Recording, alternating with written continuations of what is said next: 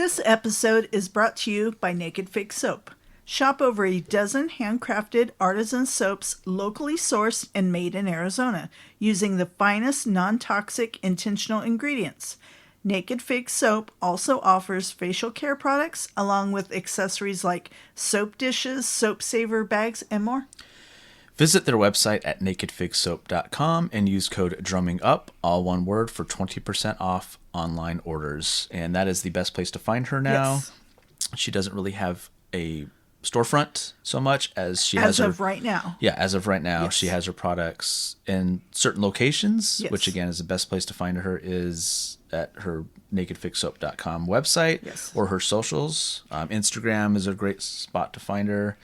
Ask her any questions where she's going to be at like a farmer's market. Yes. You can find all that out. Or But coming up, she's Yeah. moving to bigger and better opportunities. Yes, absolutely. And we're very happy to hear that because, Yes. you know, we just want to make She's one sure of our she's doing okay. favorite companies. Oh, yeah. Whenever we're getting low, we always place our order. Yes. You know, and again, use that code drumming up, Yes. all one word, to get that 20% off discount. For sure. nakedfakesoap.com. It'll be in the show notes. We'll have her website. And then the best thing to do is from the website, go find her socials, follow her. That helps her.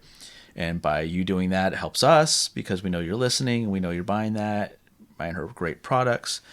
She also offers tattoo care and everything too. Yes, so she does. just a ton of stuff that she does. It's all locally made and everything. So what was that website again? That is nakedfigsoap.com. Using code drumming Drumming up, Up. all one word, for 20% off at checkout. Hi there, this is Julian of Gorad, and you are listening to Drumming Up Conversation. Hell yeah. Drumming up conversation. Drumming up, yeah. Drumming up, yeah. Drumming up, yeah. Conversation. Drumming up, yeah. Drumming up, yeah. Drumming up, yeah. Conversation. Drumming up, yeah. Drumming up, yeah. Drumming up, yeah. Conversation. Drumming up, yeah. Drumming up, yeah. Drumming up, yeah. Conversation. Yeah.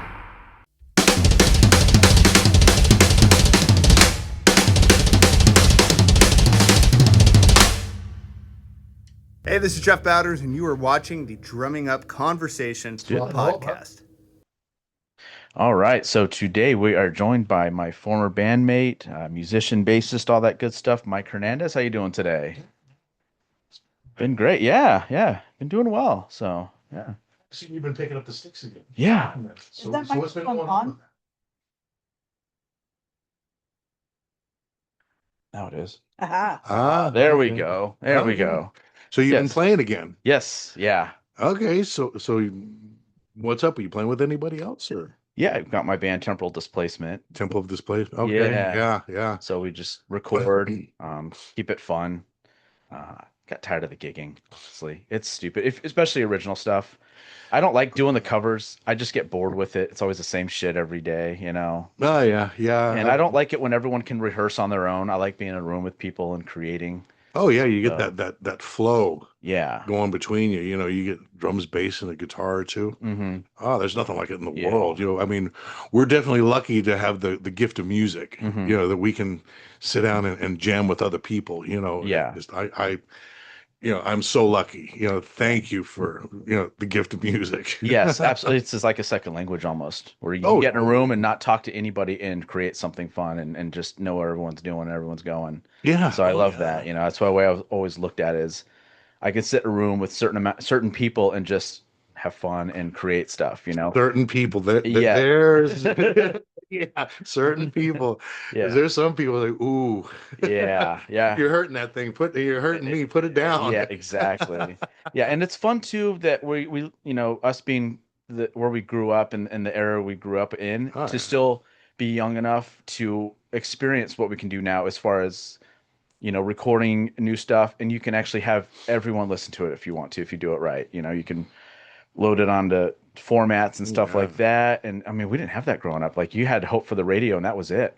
Nowadays, you can Yeah. throw your stuff on wherever, like the thing we use that we send it to one place and it sends it to like 50 to 100 different places. I mean, things that formats I've never even heard of, Oh yeah. platforms I've never heard of and stuff. And it's like, oh shit, like our music's being played wherever, and I can check that and see where it's being played and how many people are doing it. And, it's just great that we're still experiencing that without having to hope that a radio station picks up. And then all we have to do is promote it on social media and, oh, cool, people go listen to it. That's Oh yeah, so with cool. the what was it, the Telecommunications Act in the 90s, Mhm. it wiped out all the small radio stations. Yeah. Like before, you could get your stuff played on KUPD out here, in Phoenix. Mhm. Now with Clear Channel, and I forget what the other company is, they're locked in with the big companies like Sony, Mhm. Warner Brothers, and that. You ain't getting in. You know what I mean? You're not getting those major areas anymore, like Yeah. Atlanta, LA, New York. That's how a lot of bands broke Mhm. in the 50s, 60s, 70s was through that way, Yeah. Yeah. bands like Triumph, the Yeah. Canadian band Triumph, Mhm. they broke through in Texas. It started there. Yeah. Rush was what was Ohio, or what was it? They Yes, originally yeah, thought yeah. that they thought Donna it was a new Elfman. They thought it was a new Led Zeppelin song, Working Man, Yeah. and from there it just took off. No, that's weird. Okay. Huh. Now? Yeah, there we go. Oh, that's weird. What the hell's going on then? Okay. Weird. Okay, I think Okay, we're good cool. now. Are we good? Yeah. We're good. Yeah, I don't. We just recently redid this whole thing, so I'm still working on getting it Oh, all okay. formatted. So that eventually is going to be a monitor too. So we're just getting that all set up and Oh, right on. yeah.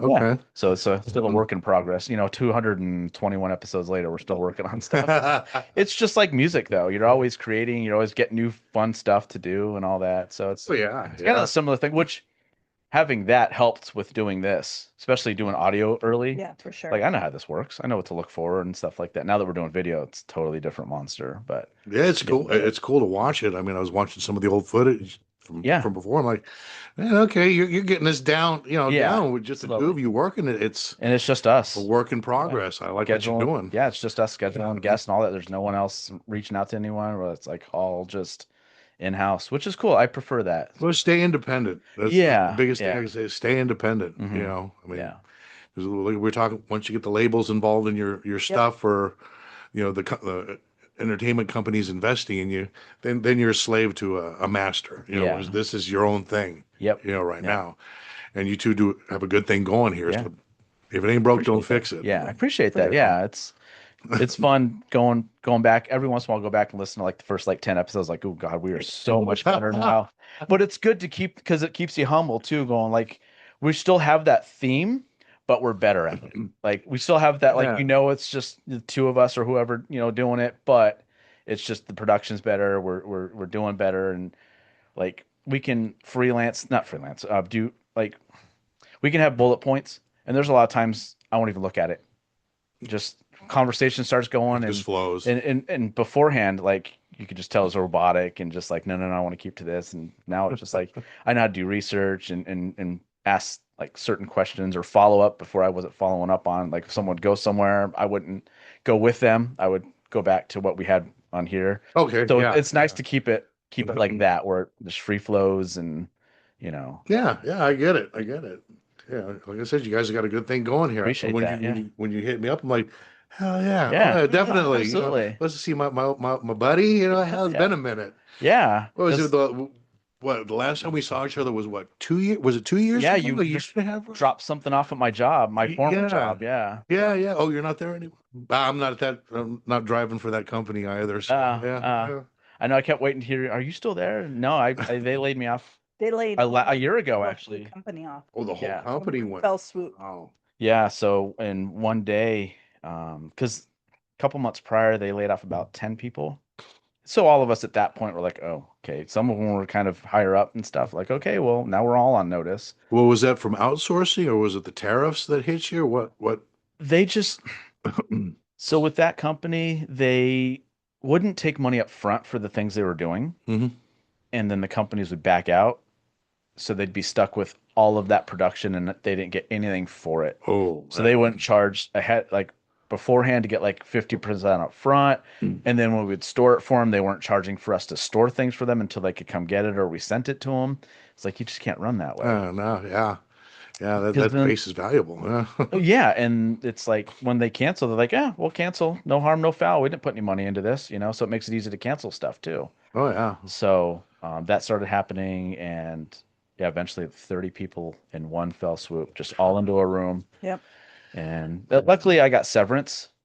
I got 2 months of Okay. severance, which was cool because I knew I was going to get a job quick anyway. So we took a little vacation and did stuff we hadn't gotten to do. New gear, maybe. Yeah, a little bit, A little bit of new yeah, a gear. little bit of new gear. But we have a house in Flagstaff, so we went up there for a week and just hung out there and Nice. Oh, just nice. got away. We, visited Sedona and all that. It's like, okay, we have nowhere to go, nowhere to be. She had some vacation time added up anyway, so like, let's just go. Hang out for a Let's while. go do Yeah. it. We haven't gotten to do this. It's like, screw it. So we just went and did that, have fun. And then now I'm working at Chandler Airport. So Oh, it's okay. so cool. Such a Okay. fun job. So it worked out. At first, you have that whole like, well, I really like where I was working. Da, da, da, da. Am I going to find something just as good or better? Yeah, I did. Sounds like So you landed on your feet. I did. Yeah. Definitely. Yeah. So it's a lot of fun. And quick too, luckily. Yeah. And I was confident I would. I have Well, you have a way of talking. You know what I mean? You just have Yeah. that way. Yeah. To mix with different types of personalities, I guess you could say. Yeah. I mean, I've known that about you Yeah. from all the years we've been friends. Oh yeah, yeah. And I got to be picky because I had that severance. So I didn't have to jump into something, just go, well, I need to, I'm already 2 weeks, 3 weeks out, and it's going to take 2 weeks to get the next check. I need to get into something. I didn't have that. So I had 3 or 4 offers, and I took the one I wanted the most. Okay. So that was cool too. I'd never gotten to do that before. So as much as what the last job did, they afforded me time to really get into what I wanted to get into. Oh, awesome. I mean, I love hearing when good things happen to good people that are deserving. Yeah, and it was nice. So, Oh yeah. what are you doing now? Well, still driving. Yeah. Still driving a truck right now. Nice. Yeah, I'm doing that. I mean, my time's full plate. I do work a full-time job driving. Uh, then of course there's the band Empire of Dezire, spelled with a Z. Been playing with them. And it's second stint with them, right? Yeah, second Okay. time around. I played with them about 5 years ago. Was the first go around. Because you guys opened for Flotsam at one point, right? Yeah, Flots. Oh God, Red Dragon Cartel. Jeff Oh, Tay. nice. The before I stepped on, they'd done the Masters of Metal. They opened up on that Oh, one, nice. or Kings of Thrash. I'm sorry, Masters Okay. of Metal. Kings of Thrash with Chris Poland and Ellefson and all that. All Okay. Yeah. the Megadeth alum that they did that show. So, they got that gig, which was a feather in the cap. That's awesome. So That's awesome. now what we're looking to do is get some new material out there, and we'll be playing Anfest.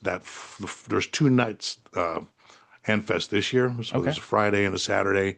We'll be playing June 12th, I believe it is. 12th, I think. So we're doing the first night, and then there's a second night as well. So Nice. Where's that at?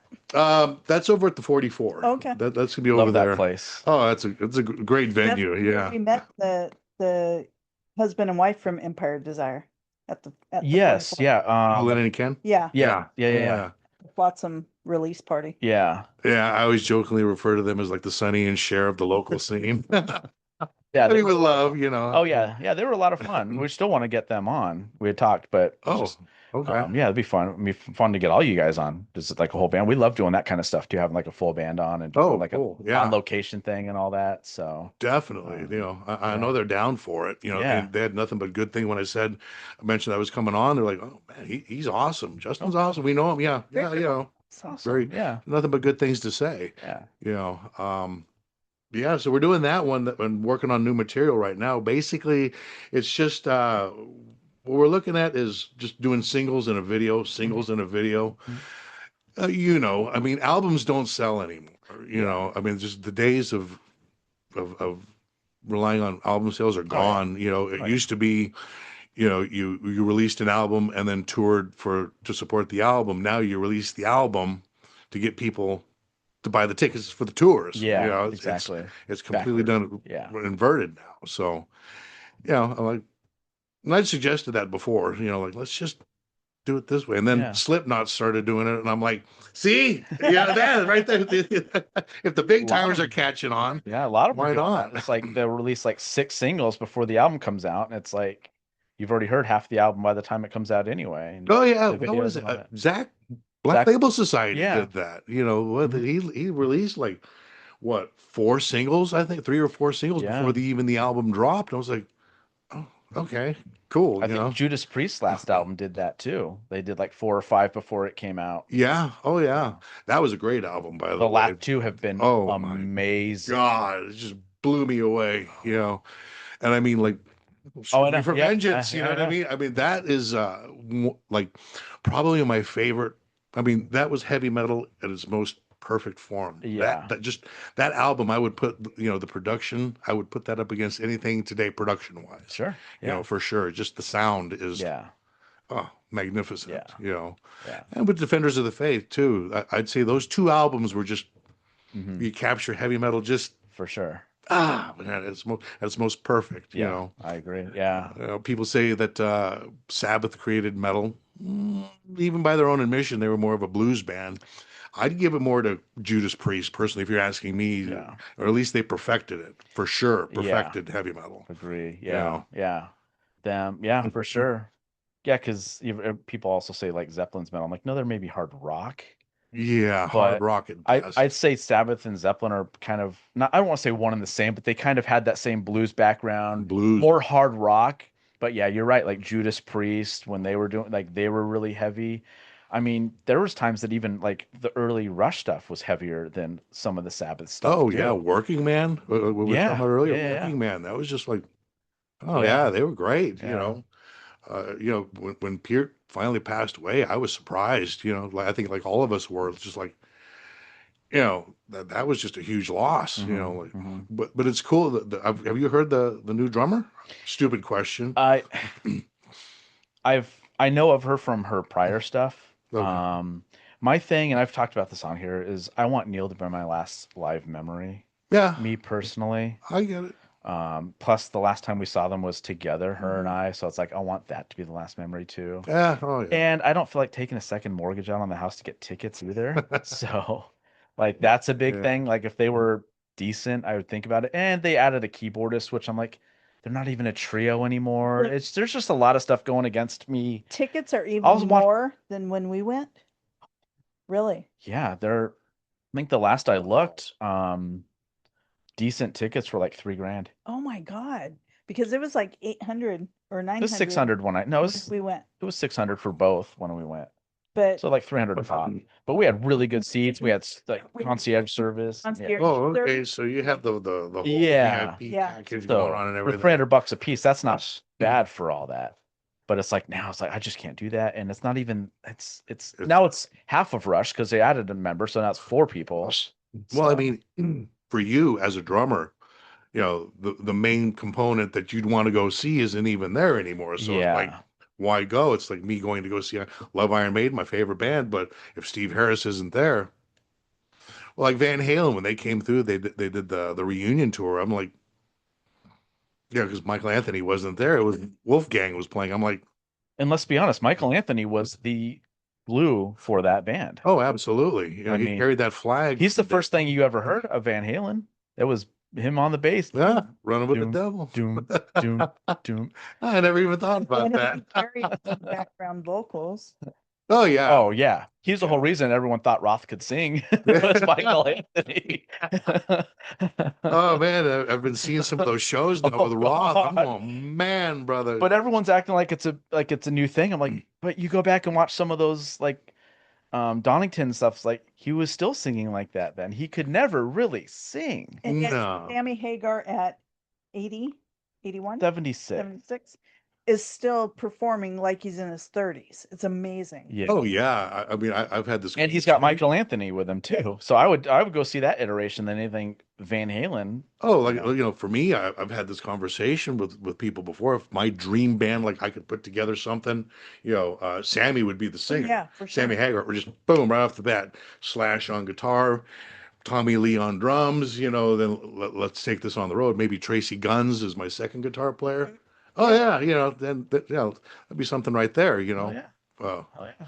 you know. And then Michael Anthony's with Sammy, so you might as well just throw him in bass. Yeah. And he could do the backup vocals too, which he's so good at, to give it that Van Halen feel for when they do the Van Halen stuff. Oh, So, absolutely. hell Yeah. yeah, man. Oh, Yeah. yeah. Yeah. Well, I think Michael Anthony's the most underrated bassist of all time. For sure. oh, there's so many of them. I mean, really, like Young. coming out of Canada, Mike Levine, the bass player for Triumph. Yeah. Very underrated. Yeah, You know, I yeah. mean, like my Mount Rushmore is like Steve Harris, Geezer Butler. Those are the first two that I discovered, but then there's like guys like John Taylor from Duran Duran, Mike Levine from Triumph. Uh, like I said, there's some of these unsung guys that are just, wow, really good. Duff McKagan doesn't Yeah. really get a lot of props for what he does. If you go in and listen to some of those licks, Paul I'm like, McCartney. wow. Paul McCartney. God. Oh yeah. You go back and listen to like some of that, it's like, oh my, like, no, he's really good. Oh, Like, he yeah. just didn't get, because it was the Beatles and everyone's like, oh, they're overrated. A lot of people think they're overrated. I'm like, no, he never got talked about for his bass playing. He got talked about more his songwriting and stuff like that. But his bass playing is solid. Oh yeah. I mean, he could do something so simple as Come Together. Yeah. That simple sliding Yeah. bass line. Yeah. And it's iconic, Yeah. Yeah. So simple. Yeah. I wish I could come up with something that easy. Exactly. I'll take just one hit, just one Oh, hit. people ask me all the time, well, if you could write like one song, what would it be? I'm like, anything the Beatles did. Like, Oh, because yeah. I'm still living off that money, man. Like, honestly, let's be honest. If I could live off of that and just do whatever I want for the rest of my life, like McCartney and Ringo still are doing into their 80s, it's like, hell yeah, I'm going to do that. Oh yeah, They I'll don't take have a to B-side. tour. Even if it's a B-side, it doesn't Yeah. have to be yesterday. I'll take a B-side. Yeah. I want you show She's So Heavy. Like, I'd be down with something like that. That's such a great song. Or, I mean, Oh, Yellow yeah. Submarine. Like, everyone shits on it, but it's like, get that song out of your head. That's the point. Good luck. Yeah. Oh man, I remember seeing that movie when I was a kid. It came on TV. It was the wildest thing I'd ever seen. For my 7, 8-year-old mind to absorb. I'm like, Yeah. what Yeah. is this? Yeah. You're singing it for 3 days after it, though. Oh yeah. That's the whole point of a song. Oh yeah, it worked. It's in your head. It's There stuck. you go. Problem solved.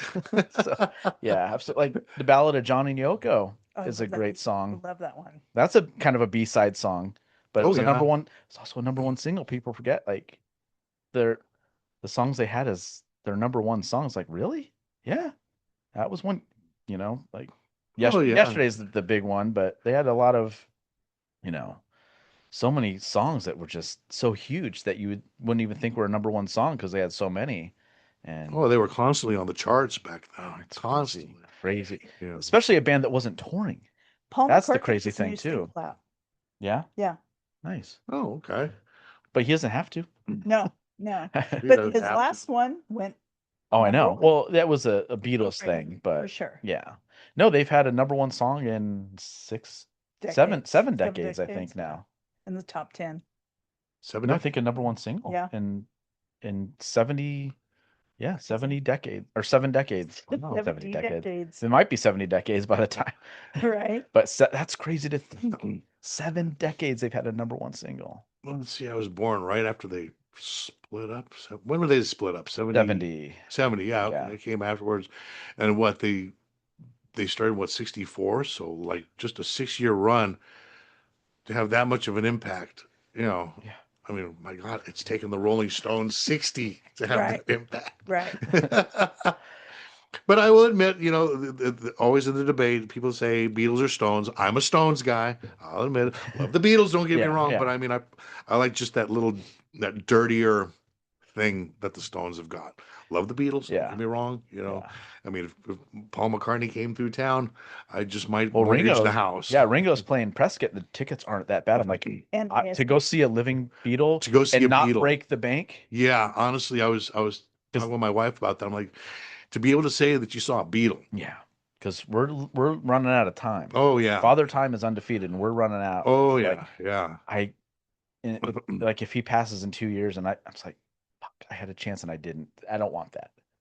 So, yeah. so I'm thinking about going to see Ringo and Especially Prescott. the drums. The drum. Yeah, yeah. Well, with Ringo, I mean, he's really into fitness, from what I understand. Like Yeah. works out every day, Eats well eats very clean. Really Yeah. didn't get into the drugs as much as the others. as much as the others Yeah. did. So and he looks great. He Still sounds Being great. 80, I mean, like Yeah. the man looks like he's in his 40s, Yeah. 50s. Yeah, and he 50. sounds great. I've heard Paul is hit and miss right now, but everyone still says Ringo still sounds Oh yeah, great. he made a joke. I just read an article about it, about his tour right now, and he made a joke that he's like, "Yeah, I'm gonna do this longer than Paul." Well, he's older anyway, And so he said it's because he takes such great care of himself. He said, you get up in the morning and you just go work out. He's like, that's all I know. Well, yeah. Take care of yourself and eat right. Well, you have to. I mean, these days, 40 isn't what 40 was back when we were Yeah. kids. I mean, our folks were, you know, smoking cigarettes. I mean, how many of us in the were house. in the house, in the car? How many of us, were Yeah, 7 riding exactly. in the car with Yep. mom or dad smoking? Yeah. Window roll down that much, like it makes a difference. That's just the ash, outside. Oh yeah, and a Miller between their legs too. No car You're, seats, steel yeah, dash. and you're where the back window is. You're in that little section where the Oh, yeah. window and the seats are, just laying back there. Yeah, no Yeah, one's thinking anything. I think it was right around 82 because I grew up in California. I think it was right around 82. It became illegal to drink and drive. And my parents were like, oh shit. You know, Well, it didn't stop my parents. mine either. Oh, you'd ride in the back of a pickup truck. There are a bunch of Oh, other yeah. kids in the Yeah. back. Yeah. Oh, yeah. Watch the road. Yeah. Yeah. Yeah. Just chilling down. Now everybody on the road would be having a coronary. Yeah. Oh, you poor baby. Yeah. They see a dog in the back, and it's like, well, that dog's probably a ranch dog that's enjoying it. Right. Yeah, yeah, exactly. So. Yeah, if they didn't, they'd try and jump out. So Oh, like kids today won't ever experience an erector set and cutting the shit out of your hands. tetanus from it. shots from a rector set. It's got a little orange on it. I'll still play with it. It's fine. It's not gonna hurt me. Yeah. Just rub some butter on it. Oh, all the toys we had when I was a kid. I mean, Easy bake oven. The cord's that long. It's on the carpet. Oh yeah, BB gun fights. That was always fun too. oh yeah, yeah. Oh yeah, those Long those- darts. Throw it in the air and hope you get out of the way. throw and pray. Oh yeah. Oh yeah, I playing on construction sites. Yeah.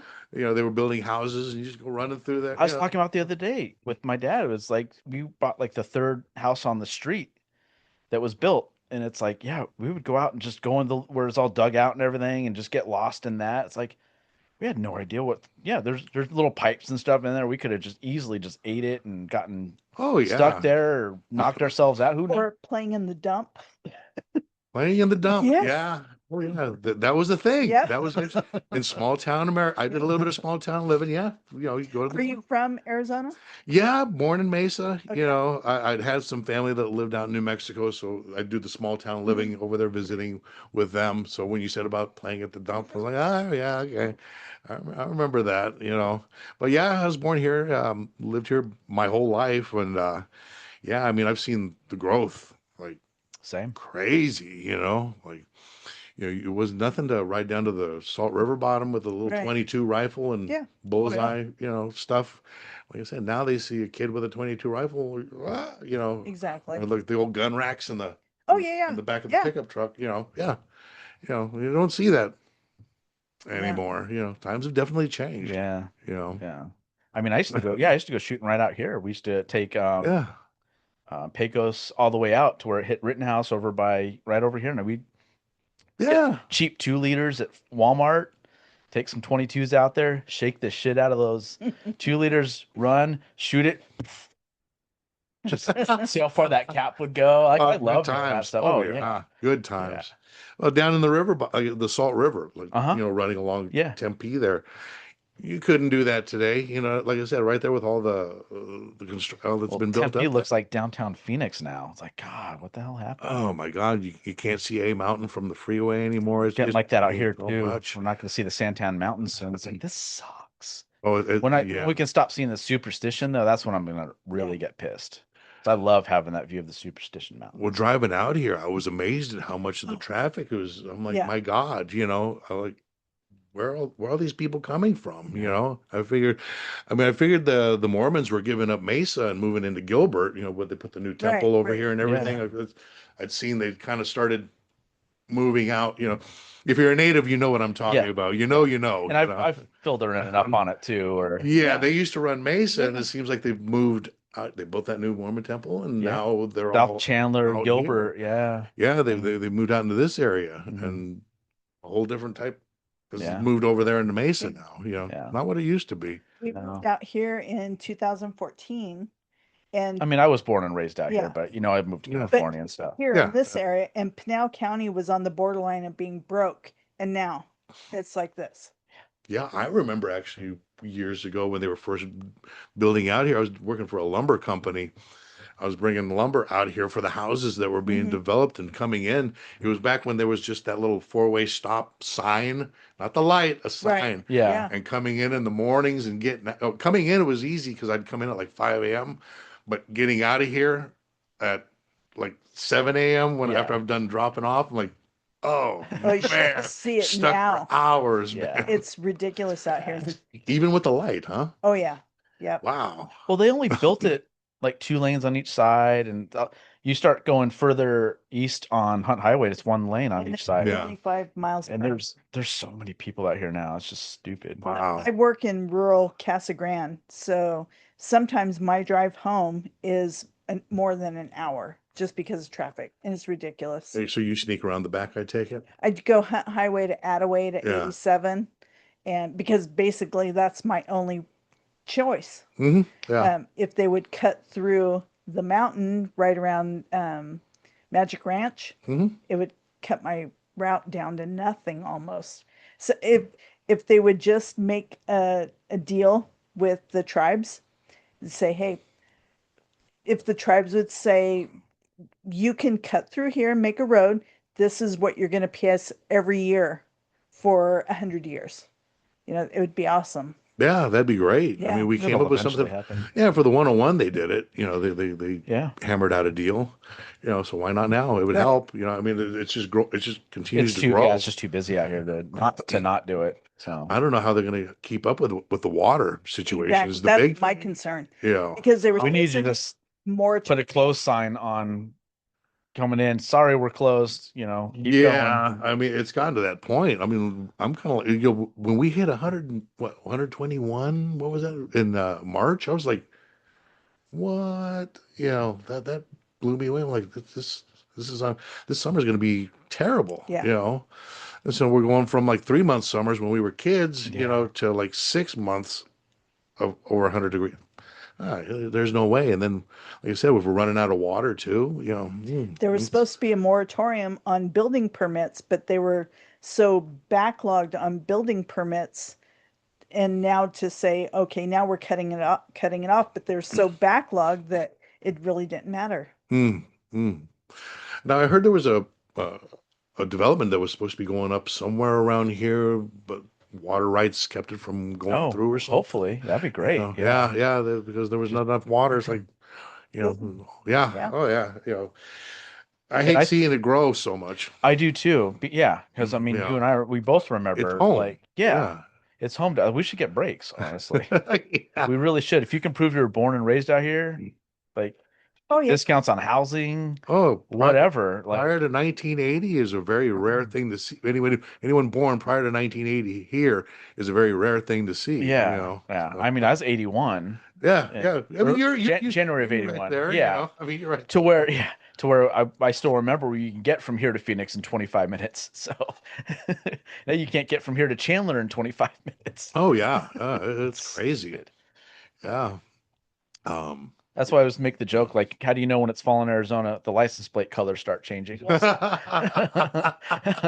But now they're not. Now no one's. I know. People just leave their cars here. They rent their house. Oh yeah, they don't leave anymore. That was the Yeah. one thing because you remember we could summertime the ASU students left, the snowbirds went back to go see the grandkids, and the city was ours again.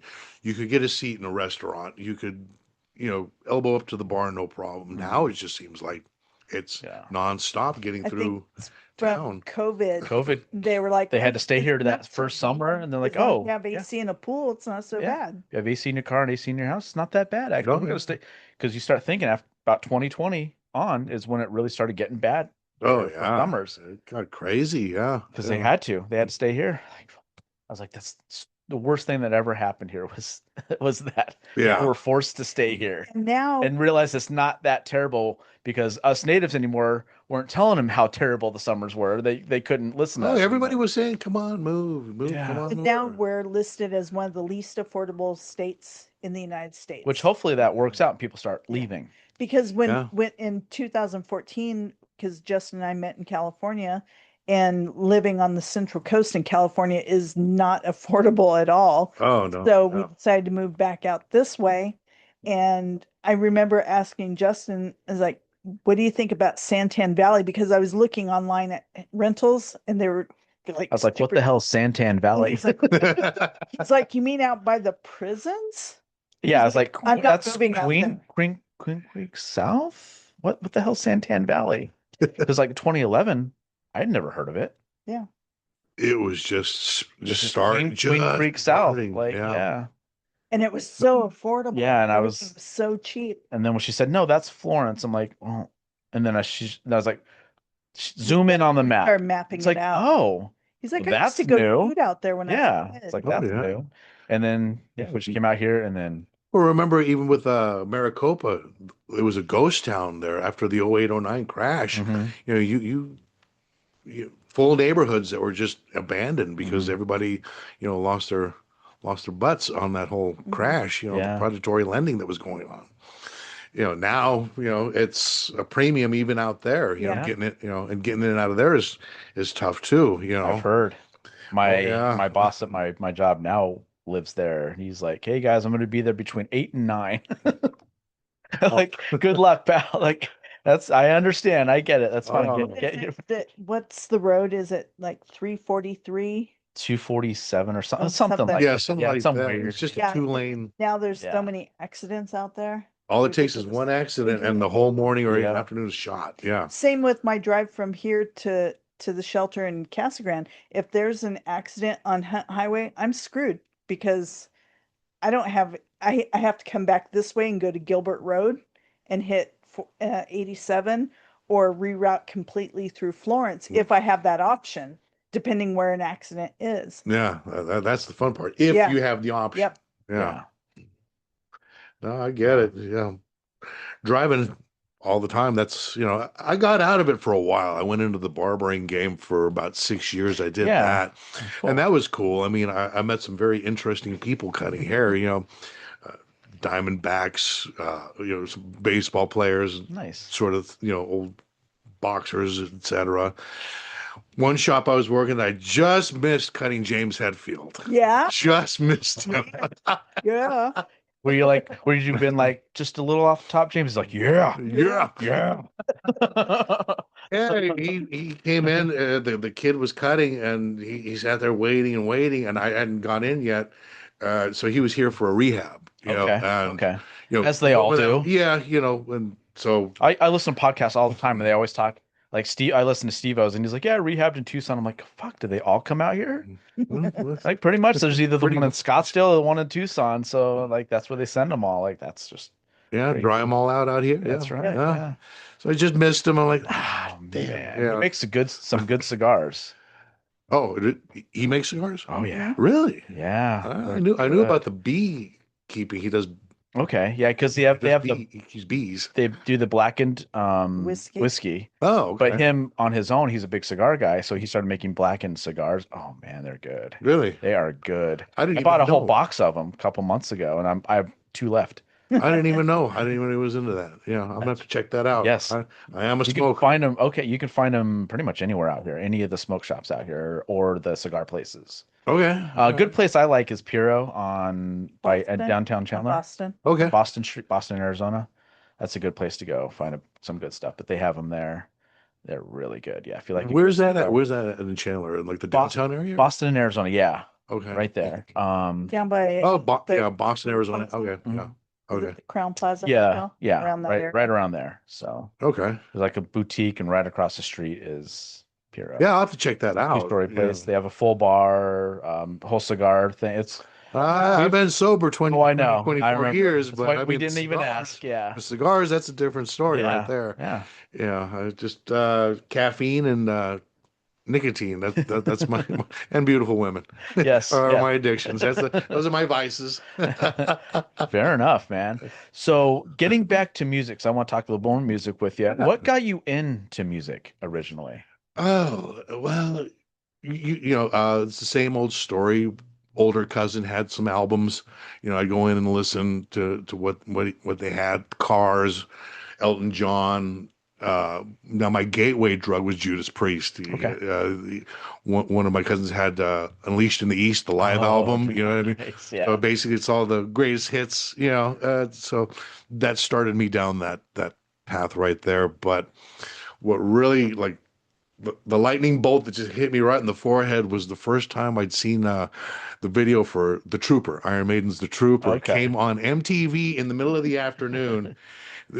That never happened. So it was one of those Yeah. strange things. And just, I saw that video and I was never the same again, I got the black and white Stratocaster like Dave, because Dave Murray had one, got one of those. And then, I started playing guitar about 12, with an acoustic, got up to electric, showed progress, and was like, okay, he's sticking with it. There's some progress there. It doesn't sound terrible as bad anymore. Were you self-taught or did you take lessons? A little bit of both. I mean, I didn't have the patience for lessons. I tried, but I just wanted to get in there and jam, I get that.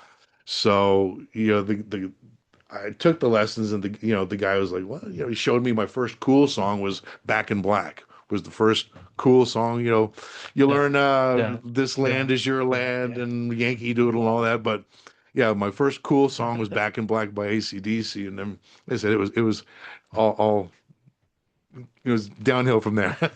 Nice.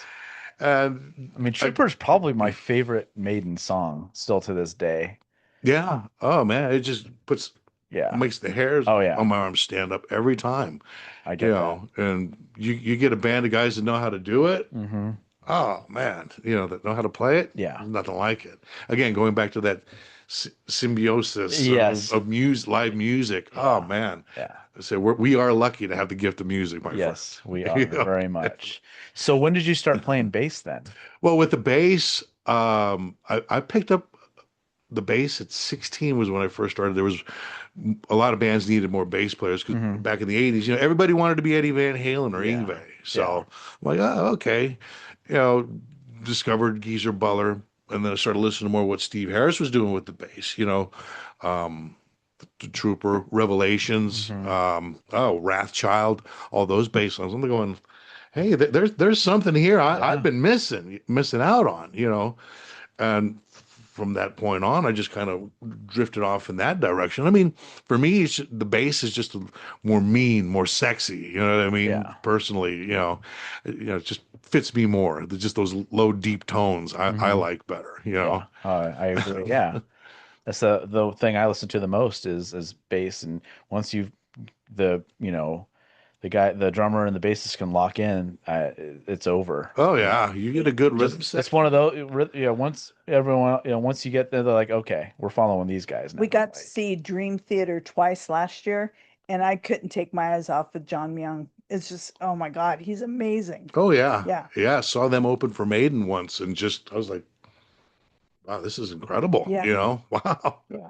You can do that with a bass, because the only time you heard that prior was like maybe Billy Sheehan Right. doing that kind of stuff. Oh yeah. But he Billy Sheehan's on another. Oh yeah. Billy, Man, he's an alien. Yeah. He's an alien. Him, Victor Wooten.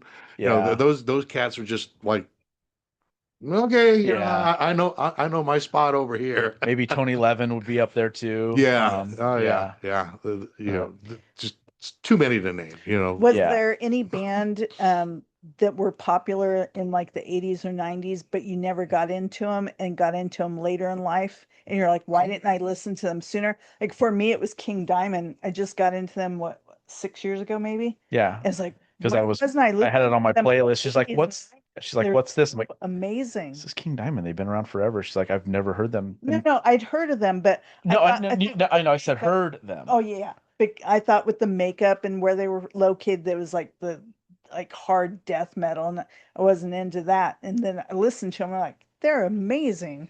Why wasn't I listening to them years ago? Oh yeah, yeah. There's been quite a few of them. I mean, honestly, people are going to be like, "What?" when I say Alice in Chains and Soundgarden. Okay. You know what I mean? Like, Okay. I just wasn't really my thing. You know what I mean? Mhm. But now I go back and I'm like, They're more metal than these grunge. guys are amazing. Yeah, they're more metal than these guys are amazing. Because you're just like, you oh, know? they're Pearl Jam, Nirvana. It's like, no, they're not though. Yeah. Yeah, It they're- took me a while too, because I got more into like Pantera and that stuff about that same time. oh yeah. And I wasn't Nirvana and Pearl Nah, Jam. It's still not really. no, But it does nothing for me. yeah, later on when I heard like, Alice in Chains especially, I'm like, What song is it from and they Soundgarden? harmonized. Grunge bands weren't harmonizing. Oh, yeah, the harmonizing. Yeah. It's like, wow, Yeah, that's Alice in amazing. Chains harmonized. They had just so Or I get I that. think it's Heresy from Soundgarden. You listen to that and you're like, oh my God. Yeah. Yeah. Oh yeah. Yeah. Yeah. Yeah. Well, in the '90s, when metal kind of took a hiatus, I actually fell more into the '90s country thing. You know what I Okay. mean? I was listening more to like Alan Jackson, George Strait. But growing up, like okay, with dad it was Mexican and country music, and with mom it was rock, Led Zeppelin, Black Sabbath. So growing up in my world, it was a mix of different types of music. So like Waylon Jennings and Love Waylon. John Conley, all these old artists from back then. So when country had that big resurgence in the '90s, I was like, oh, this is pretty cool. I even started doing solo acoustic stuff. I was one of over there at Big Fish Pub. I was Okay. one of Donnie's first acts that he Nice. hired. Now, anybody knows Yeah, the Big yeah. Fish Pub and Yeah, what yeah. it went on to be, but Oh yeah. yeah, I was actually his first act that he had hired, brought in. I played for free beer, but Yeah. hey, it's still a working Yeah, gig. Yeah. And some free magazine, the Big Fish Pub for our first year would like to thank all these artists. And right there at the bottom, Mike Hernandez. Did I ever tell you my big fish story? Oh, what's up? Where one of the security guys tried throwing my drums out of the door? Get out of here. You see? Yeah, I remember that story. Yeah. It was right before I met you guys. I was playing my band Ethos at the time, and the band before, get this, they played a little longer. Oh, imagine that. Yeah. So we had a truncated time now. So I had my stuff like I usually did, where I had it all on the rack, ready to go. So all I had to do is 2 or 3 guys get it up there real quick, and I just set everything up Yeah, at that time. of course. So setting up was fine, but then we were starting to tear down. Well, the other band after us was blocking the doorway, as that happens too, like running late. And And I remember the layout of the Big Fish. You got yeah, that little right door up that little back there. door right Little there. door Yeah, right right off the stage. Yeah. Yeah. So, the security guy's like, "You guys need to get the fuck off the stage right now." And I'm like, "Tell them to move." He's like, "I already did. They're not going to." What the fuck do you want me to do then? Like, they need to get out of my way so we can get, because my thing was I'm getting the rack off of the stage, same way I put it on, and then I'll disable everything from there. Right. Yeah. Just get it out the Disassemble. door. Yeah. Yeah. Yeah. And so he's like, "No, you can't do it that way. You're gonna have to do the drums by themselves." I said, "Fine. It's gonna take a little longer then." And, Oh, yeah. and so I start taking the toms off of the rack. He takes the small one and he's about to throw it out the fucking door. This is my DWs. Like, Oh, yeah. Yeah. that's the $2,000 tom. And I'm not exaggerating. That is what they cost per drum. And I was like, motherfucker. So I just start yelling at the guy. And luckily my dad was there too, so he ran interference. But I'm like, dude, just tell him to fucking move and I'd be off the stage already. Yeah. Oh, yeah. So Some of these guys, it's amazing, how just into their own, yeah. sorry about that, You're into good. their own trip they are, Yeah. I've run into that many times. We're trying to get on and you got the drummer breaking down the entire kit, putting it into the bags. And it's like, yo, bro, This is 15 minutes of our time now. yeah, you Yeah. want to sit here, get out of the damn way. Now the Yeah. stage is ours, Yeah, and I'm You want trying to be help? considerate doing it. Oh yeah, I Right. mean, I'm a bass player. I just put my amp up there and I'm good. Yeah. You need help? I'm more than happy Oh to yeah, help, Lord, yeah, no Just problem. But goodness, like, dude, you do this every. I'm assuming you do this every day and every night. You should know how this works. yeah, This Oh, yeah. you saw me put this on the stage. I'm trying to take it off the same exact way. because I know how valuable time is when you're a local opening, or not opening band, but a local band, getting your 45 minutes or 30 minutes of stage time, where setup and teardown accumulate, or is the same time as playing. So if I can save us 5 minutes, that's an extra song we get to play tonight. Yeah. Oh yeah. So I'm helping just- you. You know. Yeah. Like. And they ran behind, so I'm really trying to help you now, so we don't fall 15 minutes behind. Oh yeah. Weekends. Yeah, I 15 get it. minutes, 30 minutes, 45 minutes, an hour. You go from playing at 8:30 at night to 11 o'clock at night. Oh, yeah. Whereas all the people that are in that room now are the people that were rehearsal on Tuesday. So that's not who we want to play for. They know we exist. Yeah, we're cool, you know, with them. They were there Tuesday. We're good. They're at rehearsal, checking us, making sure we sounded good and giving us feedback. And we don't need them here. We needed the people that just left to be here. So that's why I don't play live shows as much anymore. I just got tired of the 8:30 turns into 11 bullshit on a Sunday night. Like, Yeah, I don't want to do that anymore. Playing to It's your family. tough. Exactly. You know? Yeah. I mean, it gets tough, you know. And the thing is, too, if you play too much, you know, I was talking with the band about this. Like, you know, if we're playing every weekend or every month, you know, then you become where it's like, oh, I just saw I them just saw last them. week. You know, I can catch them anytime. Especially you the same venues. Yeah, exactly. Yeah. Where it's like, you know, some of the local bands were smart. You'd see them 3 months, 6 months, you know, they'd come out, you know, and, you know, then it was an event, you know, Yeah. the people, you know, you get the babysitter and come out and see, you know, Pelvic Meatloaf or Saint Madness, you know what I mean? Because Where did we see you them? rarely see them. Oh, we get- didn't. We didn't get to see Because they them. got pushed back till like 1 a.m. Like, I'm Yeah. not Wow, gonna be here really? till 1 o'clock in the morning. Yeah, and one of the bands that went on prior, they weren't even playing their instrument. Tracks. It was horrible. All Wow. tracks. Wow. It's like, oh my I'd god. be pissed. I'd be pissed. But, you know, you give them a chance to miss you and then, Yeah. oh, wow, you know, it's an event when Cool. they Yeah, show they were up. great when I saw them a couple months ago. Yeah, I got to get a ticket for that I show. saw these guys in February. They're awesome. Cool. They're playing in They're May. playing again? Awesome. Awesome. Let's go. Yeah. Yeah. You know, you go Yeah. hang out where it's every. Yeah. Oh, they just Every played on the 20th. It was like 2 weeks ago. I can Yeah. catch them. They'll be there in 2 more weeks. We'll see them then. Yeah. Oh yeah. Yeah. So I think they're listening and avoiding that. So it's nice. You know, like you were saying earlier, covers are fun to a certain point. I've played in a lot of cover bands Yeah, over the same. years, and you know they're all right. I mean, maybe you earn a week's worth of gas at the end of the day for all of it, but you know, and with originals it's hard. You know, I mean, the nice thing is we don't have to go around with the tickets. Remember back in the days you'd have to go out and so now Pay to you got play. yeah. Yeah. Now you got yeah. the online, so you don't have guys to do it. to sell so many tickets each. Oh yeah, yeah. We Fish was one of them. Yeah. That's why I was really pissed too. I'm like, why did we sell these 30 or 50, whatever it was, tickets, and then we're getting bumped half an hour now? well Snake Snake City Playboys. You know, I mean, you'd already left at that point. Yeah. But we did that gig with Mr. Big over at the Marquee, and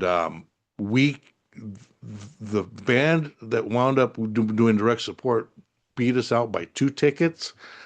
But the thing was, it was like we went up there and brought the energy that Snake City Playboys yeah. was. Oh, yeah. So I did. Blew the roof off the place. That's how it works. Whoever sells more tickets is the yeah, the would- open- would Was the- get the direct was probably support. not Yeah. so much anymore. I don't know about now. I think they you know. just bands because there's so much out there and they can listen to these bands now and hear how they are. They're Oh, yeah, I think they're a lot more hand picked now. Yeah, Like yeah. I know Mike Portnoy a lot.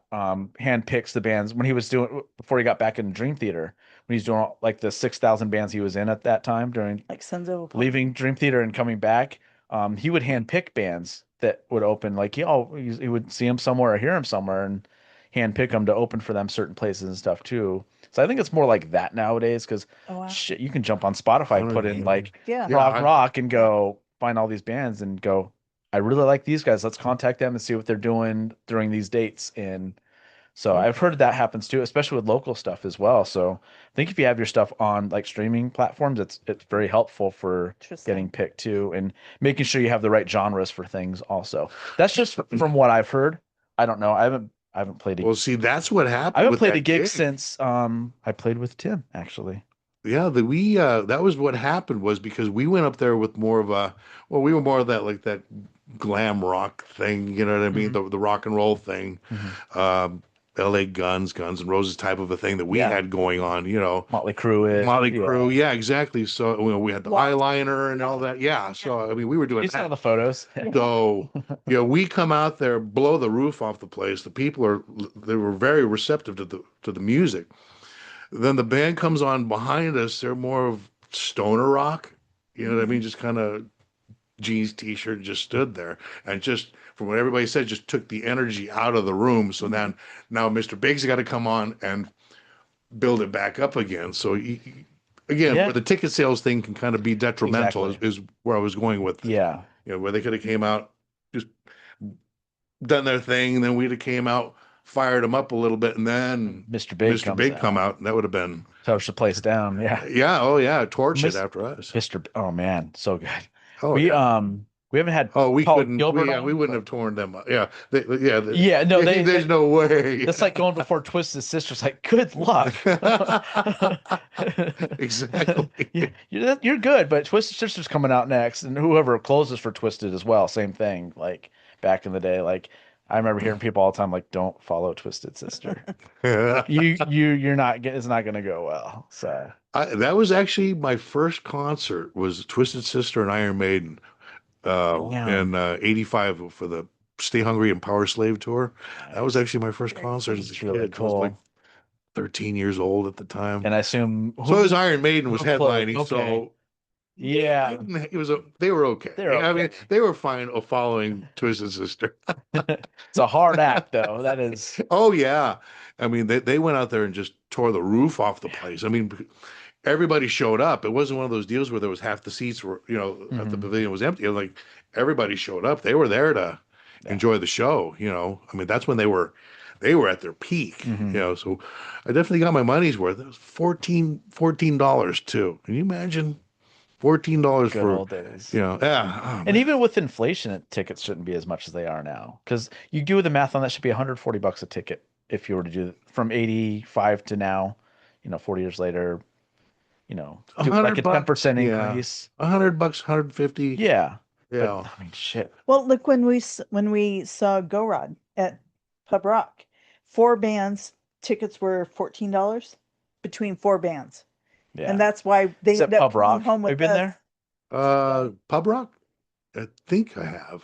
Sounds familiar. Just north of the Green Acre Cemetery. Yeah. Okay. We actually played there once before. Empire of Desire did one Okay. show there. Yeah. Cool. Yeah. Cool We've seen place. some cool shows there. I've seen some big musicians there. And it's crazy how it's just very close up and And intimate it's like that. it's a sports bar. So people are just there to watch games and stuff and music's going on. It's such Yeah, so a weird crazy. concept too.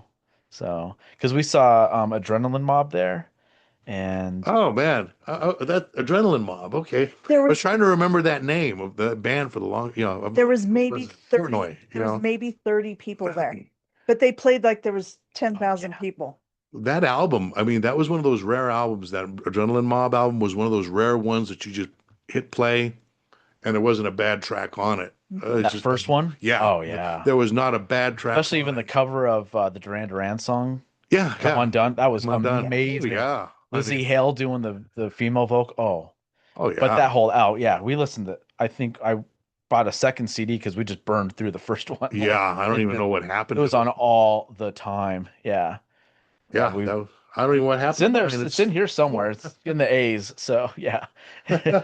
Okay, you got the collection right here. Oh, yeah. All right. Oh It's yeah. our mini Zia records over And here. we have the whole setup back here. This five disc changer, record player, all that stuff here. Oh, nice. Only thing we're missing is a tape deck, but we don't even have cassettes. But yeah, Yeah.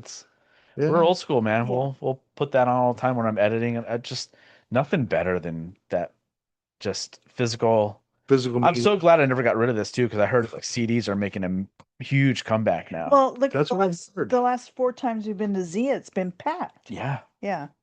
Yeah, I like going to the record section. Mm-hmm. Vinyl. I was always a vinyl collector, and I managed to hold on to all my records Yeah. to this day. And I'm glad I did. Because when everybody was getting rid of their vinyl for discs, and there's just, I mean, it's warm. That warm, full sound that you get from a record. Oh man, it can't Reading beat the it. liner notes and the Oh, yeah. artwork and the importance of all of that stuff being put together. The Absolutely. little T-shirt, the thing you order T-shirts with, yeah, I kept all that stuff. Yeah, for sure. So you guys met in Snake City Playboys? No, we actually met before that, which is the Oh, that's when we were crazy guy in the cover band. Yeah, it was Kevin. That's all I remember his Okay. name was. I could not remember his name. Did he even have a name? I don't even think that. I don't know if there was a name. We but weren't there long enough. No, it was weird. It was weird. Like Tim and I. Tim- She's met Tim Yeah, actually. Okay, you met Tim Cheney. Okay. Blackie Lawless. I thought it was Tim Yeah. Tantrum. Well, Tim Tantrum. Well, like his stage name was Tim Tantrum. Right. Mine was Mike Wolf. I mean, I used that one even when I was a professional wrestler. Is when I first started using Mike Wolf. Because I figured, well, that was a little more dastardly. We could go until Let's you were just make a note of it. We'll get back to it. you were wrestling. Just Yeah, just there. make it. Yeah, make a note of it. I was a pro wrestler for like 3 years. I wrestled out Yeah. here on the Indies. Let's get back into the music. We'll get back to that. 'Cause Okay. That's We'll go into. So we met in the Mike cover Wolf, band. Mike Yeah. Wolf was the stage name that I used for years, and then like he used Tantrum back when he was in Psycho Gypsy was what That's he was doing right. with. And Tim and I had met through an old friend in high school, Eddie Electra, who was the co-singer in Psycho Gypsy. Eddie and I had known each other since we were 15, 16 years old. And then, then they met, and then I met Tim, and time goes by. We find each other on social media, and then he moves out here. We start Snake City Playboy, well, getting ahead of myself. We go answer that ad Yeah. with that dude, and you were there at the time too, drumming for him. So we just So kind you of, were there already. Yes. Okay. Justin was already there. Okay. And- That was my question: was who was in the band first? So it was him and Justin, Mhm. and then Tim and I show up, Okay. and it's kind of like we're all kind of, this guy is kind of A little off. a little odd, like, so we kind of, hey, you want to go off, we got an idea for doing this here, and he was down with it. But then the guy blames me like for the whole thing falling apart, and I'm going like, dude, Do you remember the voicemail he left me? Going, he's my drummer, he's not yours, and this and that. And I'm just Oh, like, man. that's gonna make me leave you even quicker. oh man, he was talking about my kids and all How this do you stuff, know and I'm like, until- the only reason I'm not stomping his head in is because like he was not, you could see he was Yeah, not right. There was yeah. something wrong with him. Otherwise I'd have stomped a mud hole in his ass and walked it dry. But I mean, like, there's no victory in beating up on the weak. So I'll just, all right, Yeah. I'll just let it go, And so we started jamming together, but then you I had to go. moved. Yeah. Well, that night I had to go. Remember when I went to go get my drums from his house, and Tim's wife or girlfriend at the time was like, your drums look really cool. They're like a gray color." I'm like, "They're black." This dude has so much dust in his house that they turn gray. Oh yeah. Oh man, I forgot And then about that. and then he went, when I was tearing him down, he went to the door and said, "This is why I remember, because I thought I was going to die that day." And he asked you guys if I was riding with you, and you both said no. So he shut the door and locked it, with me still in there. And then you guys ended up, one of you knocked on the door and came in to help me get everything out, because you heard the door lock and we're like, "Oh shit." What the fuck? Yeah, like what the And hell, man? then at that Okay. point, he grabbed his gun from the top of the shelf in the room we jammed in. Oh, that's fine. You opening up old memories. Well, I forgot. Think about how that's the only reason I remember is because, oh shit, I am gonna be his last drummer, he said. Luckily, you guys just kind of stayed around. Oh yeah, and- we were gonna leave you. Got everything out. Nah, hell, we're gonna leave you to your own devices. Hell, I was you know. like, shit, man, this is it. All right, Nah, we were time to gonna- bring that, close combat back into, because I studied martial arts and stuff. I'm like, I'm gonna have to just figure this thing out now. And luckily, you guys No, we knocked weren't on the gonna- door, no, came back you're- in, and yeah, we weren't gonna leave you. God. So yeah, I remember that very vividly. And then yeah, we just started doing our thing. I remember we're practicing at your place. Yeah, and my back room there, I have an Yeah. Arizona room. I've run a few bands out of that, Mhm. out of that room. Still got that PA system. Still to Nice. this day, that old.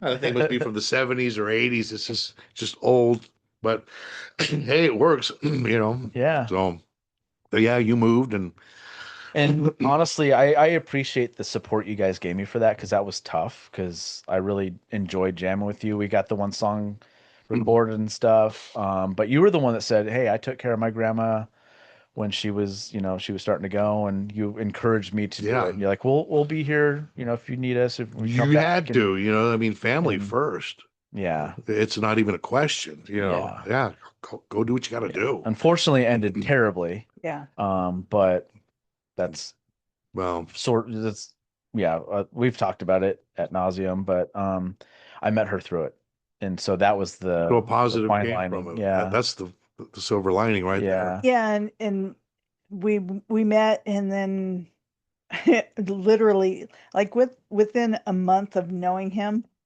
I asked him to move in with me.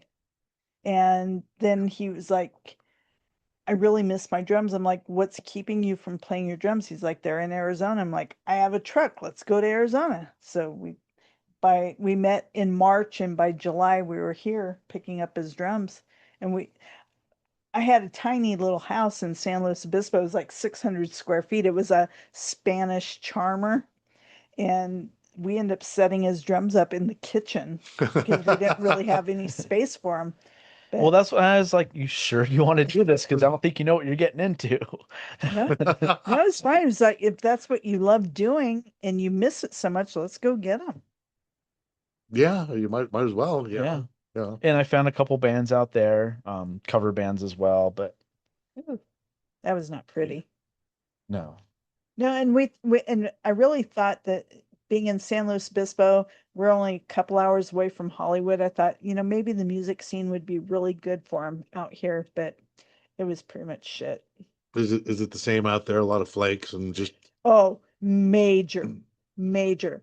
We ended up meeting this guy from Craigslist, and he was like, "Oh, we're gonna be big. I have a contract with Monster Energy already. We're good to go." And we have a practice space. And so he had this big building, like a shop, a metal shop. He's like, "We could practice here, no problems."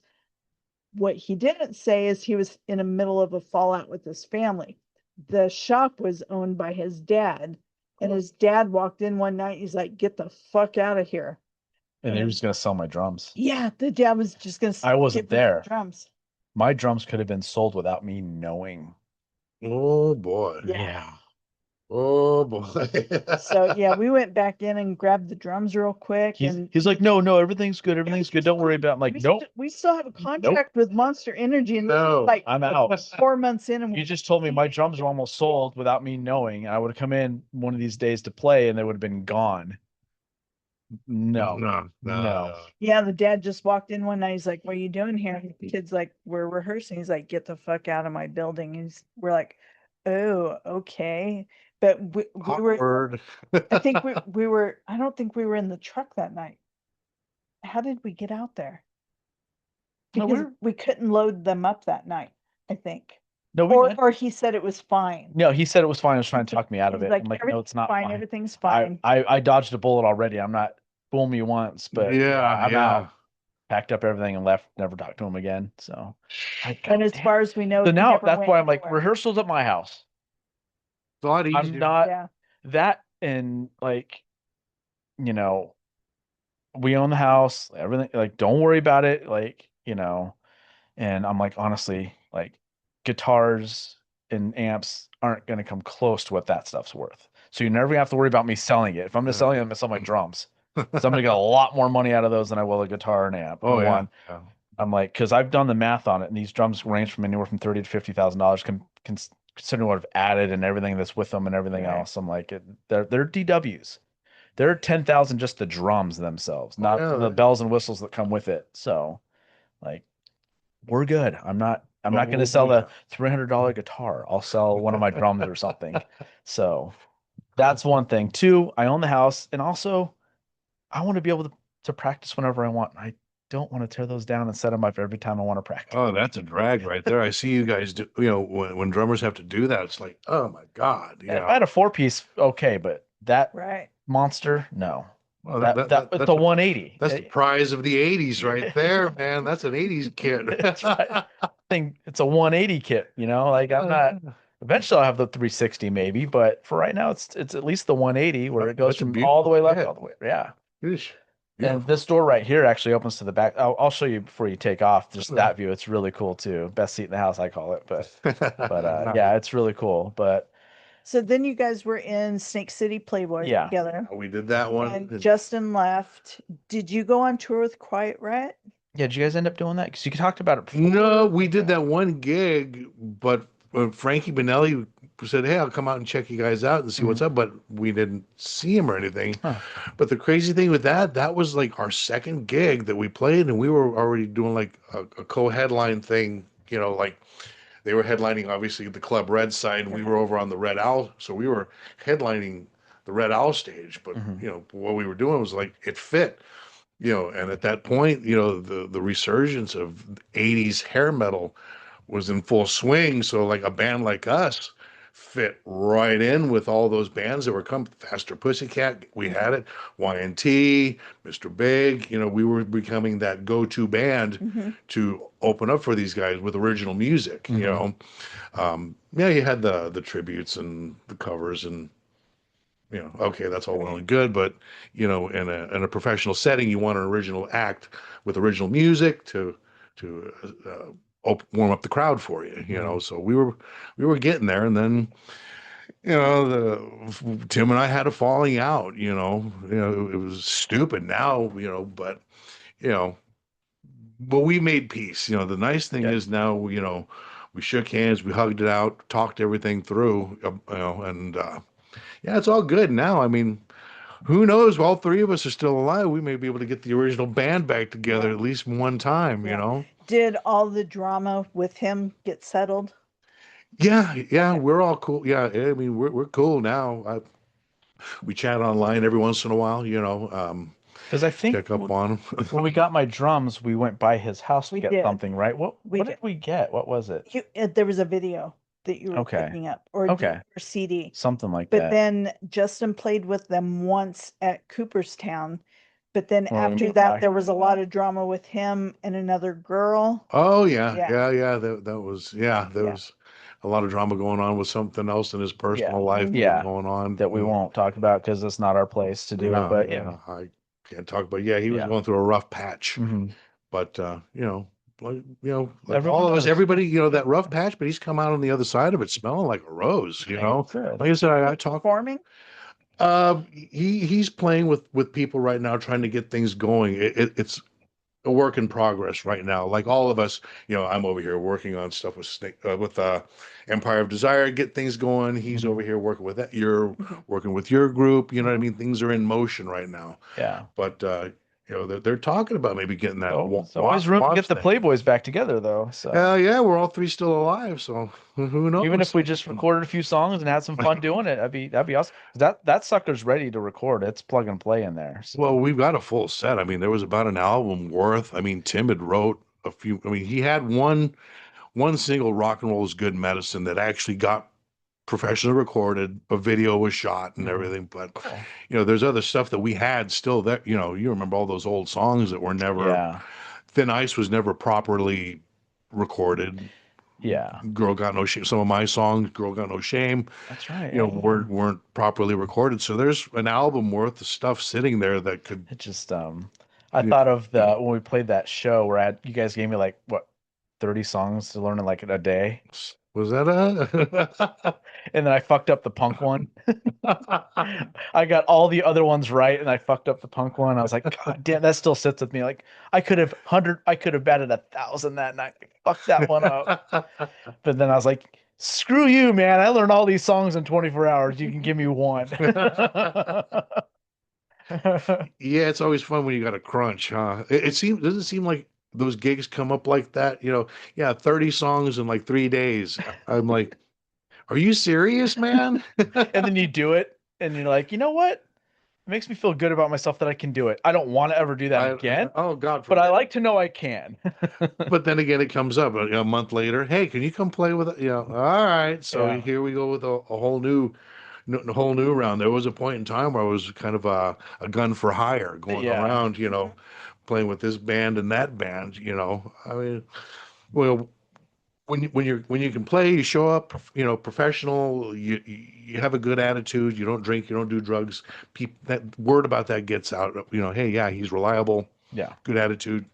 We show up prepared. Yeah. You're the same way. You know, Yeah. you show up prepared and ready, and let's do this. You Well, know. yeah, because I don't think I ever drank before or during a gig. I would have something after maybe, Oh well. but this, and I don't really, I hate using the term job, but this is my job tonight. I wouldn't drink Yeah. at a regular job. I'm not going to drink at this one. Well, I You get know? it. Yeah. Yeah. Now I'll enjoy something after work, as one should. As one should. But, Yeah. or if, unless you don't, and that's fine too. But I'm going to get through this first. Like, I don't want to dull any senses or anything like that. Like, even like I'm drinking wine right now. We do that typically for this. But if I start feeling like I'm getting stupid, I won't drink anymore. I don't know how they do it, man, because there was times, when I was doing, I'd sit down the acoustic gig, what I mean, Uh-huh. I'd start getting a little buzzed, but fortunately it was like towards the end of the set. Yeah. So, but I'm like, man, how do these guys do it? Just like, How do they do a line and whiskey and stuff before the show and they go on there and perform? Like, yeah. oh, I'm sure we both perform with cats that just knocking back beers, and I'm like, oh, you're gonna be all right. And they go up there and they just play beautifully. I'm like, man, you're on another plane for me, dude. Yeah, like there's times I'm listening to because I have a lot of live stuff in my playlist. I'll listen to the Doors and I'm like, wonder if there were times when the band does their like whole instrumental section. They're like, Jim gonna fucking afford to come back in, Oh yeah. because I always have that back in my mind. I'm like, and that's why there's those certain people to jam with.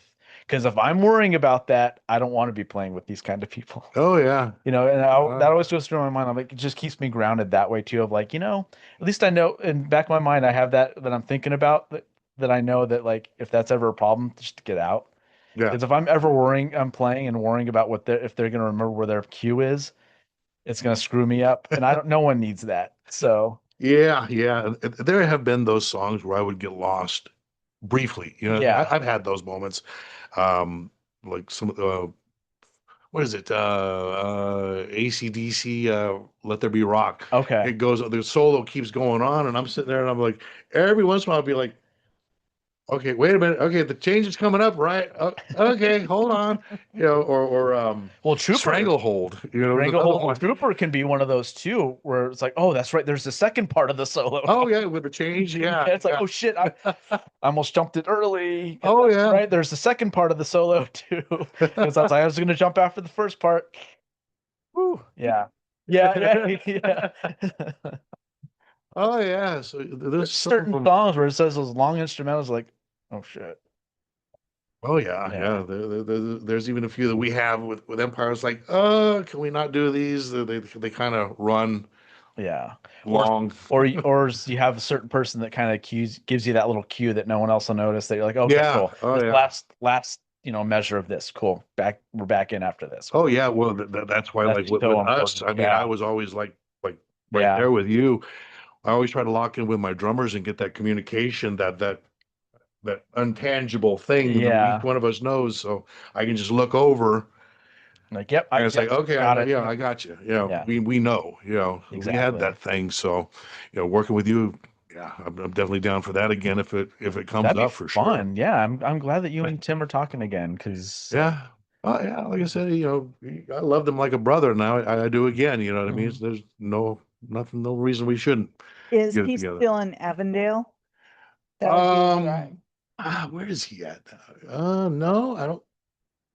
Good question. I'm gonna have to hit him up and ask him what he's doing. I think he's out here in the East Valley now. Oh, Honestly, nice. I think he's out here. We saw him once at Zia Record, but he didn't recognize you. that might have been during Yeah. that time. Yeah. It might have been during the time I didn't want to approach him either, Right. because there was like A lot. a lot going on. Yeah, it's crazy. It's we all have our dark times. Oh, though, yeah, that it's like, I mean, I've had times where people didn't even recognize me. I mean, mine was last with early 2020s was mine. I just got into a dark spot and just like, I don't fucking see anybody. yeah, So it happens. I mean, when I finally decided to put the plug in the jug, 24 years ago, November November 23rd, 02 was when I finally just got sick and tired of being sick and tired. And, I was drinking myself into alcohol poisoning at this point. It was bad, so once the hangover was subdued enough, I went to AA and got a sponsor and worked the program finally. And, you know, like I said, here I am 24 years later, and it's stuck, Yeah. and I'm comfortable with it. Like booze doesn't bother me. Anybody smoking, it doesn't bother me. You know what I mean? Because it's my sobriety is rock solid, and I know what the options are if I ever decided to pick up again. I'm basically giving myself a death sentence because if I tried to do it like I was then, there's no way I couldn't do it. Yeah. Right. I never got stupid with it, like to where like people were starting to tell me, "Hey, you got a problem." Um, but I would still, get stupid drunk. Mhm. But now I drink it to enjoy it. I think I've realized that like there's good stuff out there. I Oh think that's yeah. where I'm at now, like good wine, good whiskey. Oh And I don't yeah. drink to get drunk or anything like that. Like Yeah, I'll open a bottle of wine, it'll last me 6 hours sometimes. It's like, and see, that's me right there because there's all these craft beers and these yeah, like we were talking about the blackened whiskey. whiskey, Yeah, and it's like now it'd be great to just sit down and just taste it, just to yeah. enjoy the flavor. Hmm. But I can't do that, you know what I mean? Yeah. And That's been taken away, so that's but I and live that's vicariously through you, yeah, yeah. No, and I mean, if it ever got to a point where she's like, "Hey, like, we've really got to start thinking about this," I just let it go.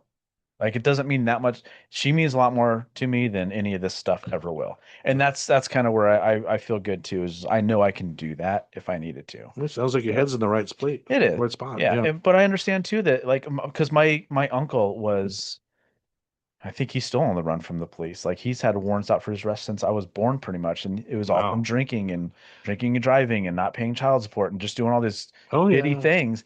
And it's like, so I've been on that side, and I've been around him when he was doing that kind of stuff, and it scared that fuck out of me. Oh So yeah. it's I get that too, and it's like I know not to go there, and so I appreciate that you can maintain that, and you figured out that you needed to do that, and it was important, and Oh, I appreciate the hell out of that too, that you do understand that instead of just people telling you all the time and you just don't listen to them and it gets really bad to where you're scaring, yeah. 4-year-old kids that are your nephews, like which was me with my uncle. It's so Oh like yeah. that's a scary thing as a child.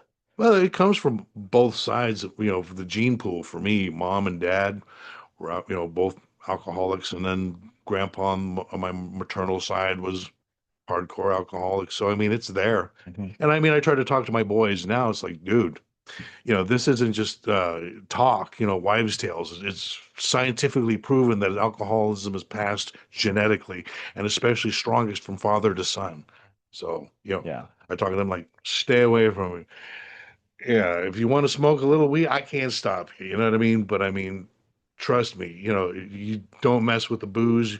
It may skip a generation, but what if, I Yeah. mean, if I told you drank this stuff and your pecker's going to fall off, would you do it? Probably not. So here you go, Yeah. Yeah. So hopefully they stay away from it, Yeah. and learn from my example. Because I mean, I've been honest with them about, my past. Hmm. Here it is, man. The good, the bad, and the ugly, Yeah. I mean, they've never seen me half cut once, and God willing, they never will, knock Yeah. on wood, you know. Nice. Well, and you stay, yeah, I mean, you stay pretty active too. You go to the gym a lot. And then is it Brazilian jiu-jitsu that you do or just jiu-jitsu? Brazilian Jiu-Jitsu. Okay. Yeah. I'll hit the gym. I try to get there 3 times a week and Mhm. train Brazilian Jiu-Jitsu or the judo. They just started where I train at is Ximena's Brazilian Jiu-Jitsu, Mhm. XMXNES is it's like it's not spelled out. It's like a little abbreviated thing. Okay. Um, I've been training over there 5 years this month. Nice. Been doing Brazilian Jiu-Jitsu blue belt now. Okay. Just started training with judo now too. Finally, they brought that back. Some throwing stuff, huh? Yeah, oh Nice. yeah. So that's Throwing fun. people around too, not just submitting them, but throwing them. Oh yeah, yeah. So it's fun. It's I try to hit it like at least twice a week, Tuesdays and Thursdays, Okay. and if I can make Saturdays, I'll go in Saturday mornings for the open mats. Nice. Like I say, over there it's Thomas and 68th Street, Ximena's Jiu-Jitsu. Do you live in Phoenix or Scottsdale? Oh no, I'm over in Tempe, so it's about a 10, 15-minute drive. It's mostly freeway. But the big selling point was they had judo there, and my professor was set to represent Brazil in judo in the Olympics, but he got injured, so he wasn't able to the Olympics. So, I got a serious teacher. Yeah, that's cool. I'm very lucky. Nice. And it's a really supportive group of people too. Yeah. Really cool. Anybody's looking to train, come on down. It's fun. Everybody's, all ships, all ships rise together. So Yeah. we all try to help each other get better. Very cool. Yeah, I've been trying to convince her to do it. There's a Gracie bar that just opened down the street from us, and I'm like, let's just go and do it for a little while. Like, Yeah. Oh yeah. so I think she's getting closer and closer to wanting to do it. I'm like, you don't have to compete. You don't have to. It's just teaching you. It's going to teach you like don't self-defense. And I'm at an age where I don't want to take directions from anybody. Well, I mean, I'm knocking on 55. I'll be 55 in June. I've competed a couple of times, yes, and I'm planning on doing it again, but there's no saying you have to. Yeah. So I told her, I was like, they're not going to make you do it. No, they won't make you do it. The cardio, it's a different type of cardio altogether. From a treadmill or a bicycle or even walking or running. Grappling is a different kind of cardio altogether. You got to experience it basically. Okay, you can go ahead and do it. Okay. We have done that before. There was a time when we were watching a lot of UFC, we were watching a lot of wrestling. So he was like, let's just start using our body weight against each other and, work out that way. Great workout. Yeah. But he put me in an arm bar once and he's like, tap. I'm not going to tap. Oh, You could break my arm. I'm not going to tap. see, that's where your first mistake is. That's the mentality I get. If someone's coming at me, I'm going to go right back at them and I'm not going to back down. And so I kept telling him, no, I'm not going to tap. You're going to have to break my arm. So he goes, okay, I don't want to do this. And all I heard was the loudest snap I've ever heard. And it was my elbow dislocating. Okay, so I've tapped since then. Wow, you two are hardcore. Yes, I told her, and after that happened, it was like it wasn't where she had to like get in the caster. It was just kind of like Yeah, just a kind of little tweak. little tweak. For it to heal. But And I was like, and after that, she's like, ever since then she's tapped, and I'm like, this is why you see them tap on the TV now. Oh, That yeah. happened to them once, and they said never again. Oh yeah. there was only one time I was able to get you into a neck hold. She got me to Yeah. rear naked once. Yeah. But I was like, this is good because like you need to like because we'll do one where like I'm like, okay, you start on me on the side and hold me down. I'm gonna get back upright and get out of this, and we do the same thing. I So do the same thing. and it's like, man, what a workout. I'm at Oh yeah. an age Getting someone else to do something they don't want to do is like Yeah. the ultimate workout. and I'm at an age in a Yeah. mentality where if someone's telling me to do something, I'm gonna get pissed because they're telling me to do But something. it's not like that. Yeah, but see, if you're going into And I'm a older than school, you. but if you're going into a school, there you're looking for instruction. Your purpose. That's what the purpose of I'm here to learn. Teach me. There's no shame in tapping. I mean, we've got a motto: tap early, tap often. I've got kids. I tap to 16-year-olds. Kids that are old enough to be my grandchildren. But live to fight another day because it's just practice. It's not Deathmatch 3000 or a Kumite. It's just practice. We're here to learn. But that's how I get so pissed off that I'm gonna keep going until I can't go. Oh, like I said, as you get there, you come in humble, You'll learn. It's once you Yeah. get there, it's a different animal. It is. You know, you get in there with the black belts or some of the higher belts and start rolling around. Yeah, you know, when I first started, yeah, I was like death grip onto the holding onto the gi and just, you know, and like I had pain in my knuckles just from death gripping because I had to win. Right. But as time went on, okay, it's practice. It's not real. This is where this is the lab. This is where we come to learn and to hone our skills. You know, so you get caught in an armbar. You got me. What I'm did I getting do? you What on did the I? next one though. Yeah, what did I do wrong? You know, you Yeah. ask what's up. You know, you get him in a rear naked choke. Oh God, okay, God, you know, you got me. You know, what I do wrong? You know, and you share. Kimura or something. Yeah. Whatever. Oh yeah. Yeah. You know, I mean, I'm very careful with my training partners, Mhm. you know, because I don't want to hurt anybody and I don't want to get a reputation as somebody who's reckless, you know, on the mats where they don't want to be tough, you know, like, oh yeah, I mean, he made me work, but not to the point where, you know, he just Yeah. rips an arm bar and, you know, nobody wants to practice with you. Mhm. Yeah, it's a there's no shame in tapping. It's because like this is where we learn. Like you're saying, a thing I like to do is have people get on my like get your hooks and Yep. you know lock in a nice tight rear naked choke. I mean, get it in there. You know, Yeah. get the best. Let you me can, work my way out of it. and let me work my way out of it. Yep. Yeah, I mean that's probably the worst position you can be in. Right there is with somebody behind you. You know, Full control full of you. control of you Yep. and could put you to sleep in 6 seconds, you know. So that's the worst Mhm. you could possibly be in. So, you know, I'll have people do that Mhm. and fight my way out. Yep. Sometimes I get caught. Mhm. Great, cool. All right. You know, what did I do? You know, again, you Yeah. ask, this is the lab Okay. where What did you where see? yeah, Yeah. what did I do wrong? What do I need to work on? All ships, you know, rise together. So Yep. you help each other out. So I think when you know, you go over there and try it out, you'll ease up a little bit. Yeah. Like, okay, you know, And I'll be there with you. yeah, you're there to learn, you know. Fix these, they keep wanting to slide off. You know, it's a different world and it's great cardio. I mean, Yeah, I did cardiovascular. read that it was like 500 to 600 calorie burn per session. Oh yeah, yeah. Oh, easily. Depending on Yeah. how hard you're going too. Or even sometimes the warm-ups. I mean, I got to do a warm-up for the warm-up, you know.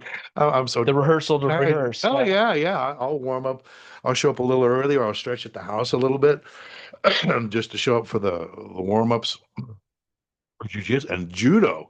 My God, that's a whole nother world right there. You're doing rolls and Yeah. flips and all this stuff, you know. Learn how to land or Yeah, taking break fall. bumps as they call it in wrestling. So Well, the funny thing too was because I like I said earlier, I was a pro wrestler. So Volunteer. for 3 years, okay, I learned how to bump, and now I go into a jujitsu school and I'm trying to bump. I said, no, this is a break fall. It's different, and the way you land determines the points. You know, if you land, how flat you land determines if your opponent gets more points. I'm like, oh, I didn't even know that. Interesting. You know, so yeah, so I had to relearn how to How to break fall. fall from bumping. So were you with like Phoenix Championship Wrestling? What faction were you with? Pro wrestling? Uh-huh. I was with Impact Zone Wrestling Okay. back in uh 2002 to 2005. Yeah. Yeah, I was over there. I was trained under Navajo warrior Steve Islas. I don't know if you know him. Mm-mm. Um, trained with him. Jack Bull was another head trainer over there. Big Mike Knox. He was in WWE for a while Okay. too. Um, he was over there for a little bit. Beard kind of had that Bruiser Brody thing going on. Okay. You know. Yeah. We'll show you our wrestling wall on when Yeah. we're done here. I don't think I showed you earlier. Oh, okay. We've met Okay. she's really gotten into wrestling the last few years, Love but I've wrestling. always loved it. But we've Oh, yeah. met like Kurt Angle, It's funny because Rikishi, all these people out here recently. So. Oh, yeah. when we met, I told him there was two things I would never get into, and one was NASCAR and one was wrestling. And now I'm all into wrestling. She has more wrestling shirts than any other shirts. Oh man, when I was a kid, yeah, like they'd come to the Veterans Memorial Mhm. back in the 80s. So my dad and I would go to the house shows that they do over there. And I mean, I got to see some really, really cool matches. Andre the Giant, Big John Studd, Roddy Piper and Paul Orndorff, uh, the Hart Foundation against the Iron Sheik and Nikolai Volk. I mean, these are the 80s, so I mean, knows all these the names, golden yeah. era, the Hart Foundation, Killer Yeah. Bees, steel cage matches, the Macho Man. I mean, all those guys Macho from back in the Man. days. Oh yeah. Yeah. When the Macho Man comes up the top rope. I love it. Oh yeah, that was Elizabeth, good. all that good stuff. Yeah. Oh yeah, that was a great time. Right. And then there was that point in the 90s where I just wasn't watching for a while. And then, Stone Cold came out and it was just like, oh wow, what do we got going on here? And then the NWO popped and it was like, oh, this is cool, That was great. Yeah, I think I was part of the NWO at some point. So. I, I think all of us were. I just did it for a few years. It was one of those things. I mean, I was in my early 30s, and at that point, they were looking for young 21-year-old, 6'5", just strapping, and like, probably not gonna get looked at. But hey, at least I can say I did it. Yeah. That was the main thing, is just having those experiences. I mean, because at the end of the day, we've only got so much time here, and Yeah. I'm trying to have as much fun as I can. So Yeah. I stepped into a wrestling ring for a few years and had fun. Yeah, because about a month ago, maybe 2 months ago, no, about a month ago, we saw Phoenix Championship Wrestling match over in Mesa, and Okay. she got a whole new appreciation for how loud it is and how Yeah. I'm like, no, that's just boards under a mat. Like It sounded like pure plywood they were oh yeah, flipping on. pretty It's much. like, Yes, wow, it's Not a much lot. give at all. It's plywoods and maybe some cross boards or cross Yeah. beams, cross tubes, and A little bit of shocks, and that's about an it. inch, 2 inches of padding and canvas. There's not much to it. Best thing is those bump in the center of the ring. The further out you get, the harder it is. Oh God. Closer to the apron. Yeah. I'm thinking about a couple of those rope bumps are And they hurt. that's what I showed her to. I'm like, they're called ropes because they're ropes. Oh yeah. They're just ropes, like Yeah. with stuff wrapped around them, and that's about it. I was like, yeah, it hurts. It hurts. Yeah. You get getting wrapped up in that. How tight they are. Well, it's like Hulk Hogan's famous phrase, like, no one ever told me it was fake. Right. So Well, you're just pulling the punches. That's just it. People are yeah. like, you kind of, but The slaps were real. the chops are real. Chops, yeah. The chops are real. Every bumps is Oh, real. Yeah. I mean, after I'd gotten in, the new guys, they do a chop line, and I mean, they'd split them open. Fortunately, I'd already come in, paid my Yeah. dues, so I passed all that before they started doing that. But yeah, I mean, in the matches, you put the head back and just pop, and Yeah.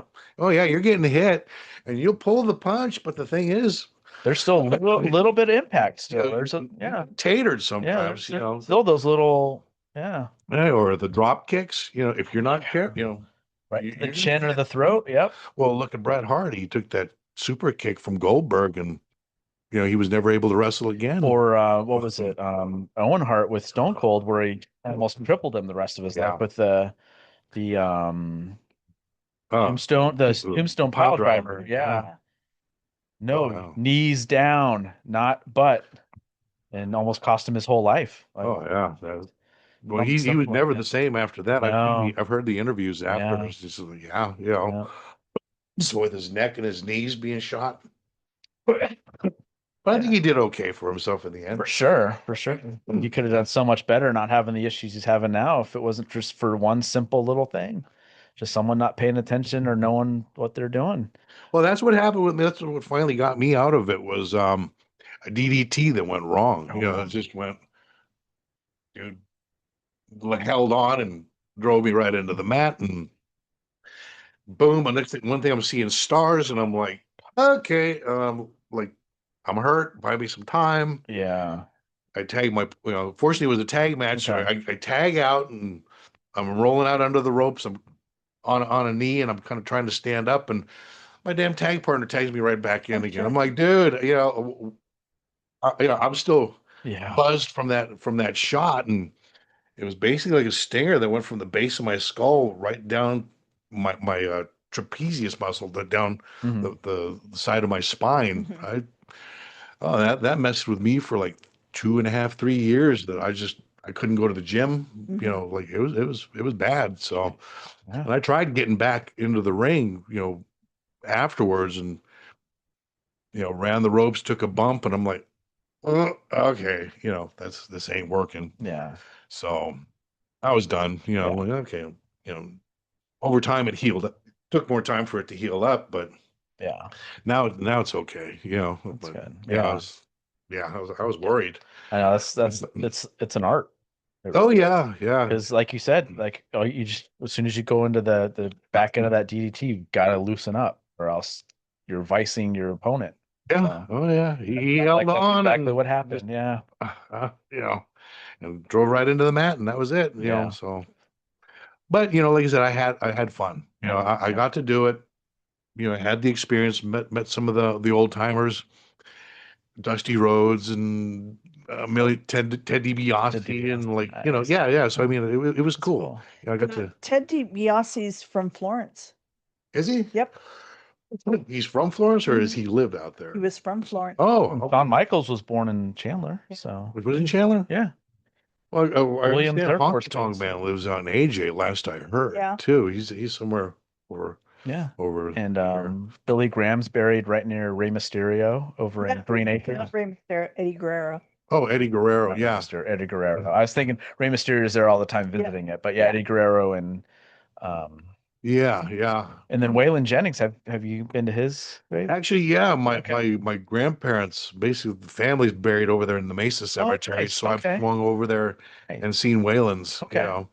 I mean, Waylon's my favorite country artist, Mhm. bar none. Yeah. We actually share Yours the same too. birthday too, June Oh, 15th. nice. We actually Cool. different year, but Yeah. same That's birthday. cool. So I was Do like, you like anything that Shooter Jennings does? yeah, his son's done some really good stuff too. Man, he looks like his dad though, Yeah, he too, in does. a lot of Yeah. ways. I was like, I've wow. tried so hard to get him on the podcast, and it's just I haven't found the right in to get a hold of him. But Okay. I've tried and tried and tried. That's my unicorn guest, Shooter Jennings. Hmm. I'm trying to think because I mean, I think his mom still lives out here. Jesse Coulter. Jesse Coulter Yeah. still lives out here, and my dad went to school with her, but that's been Yeah.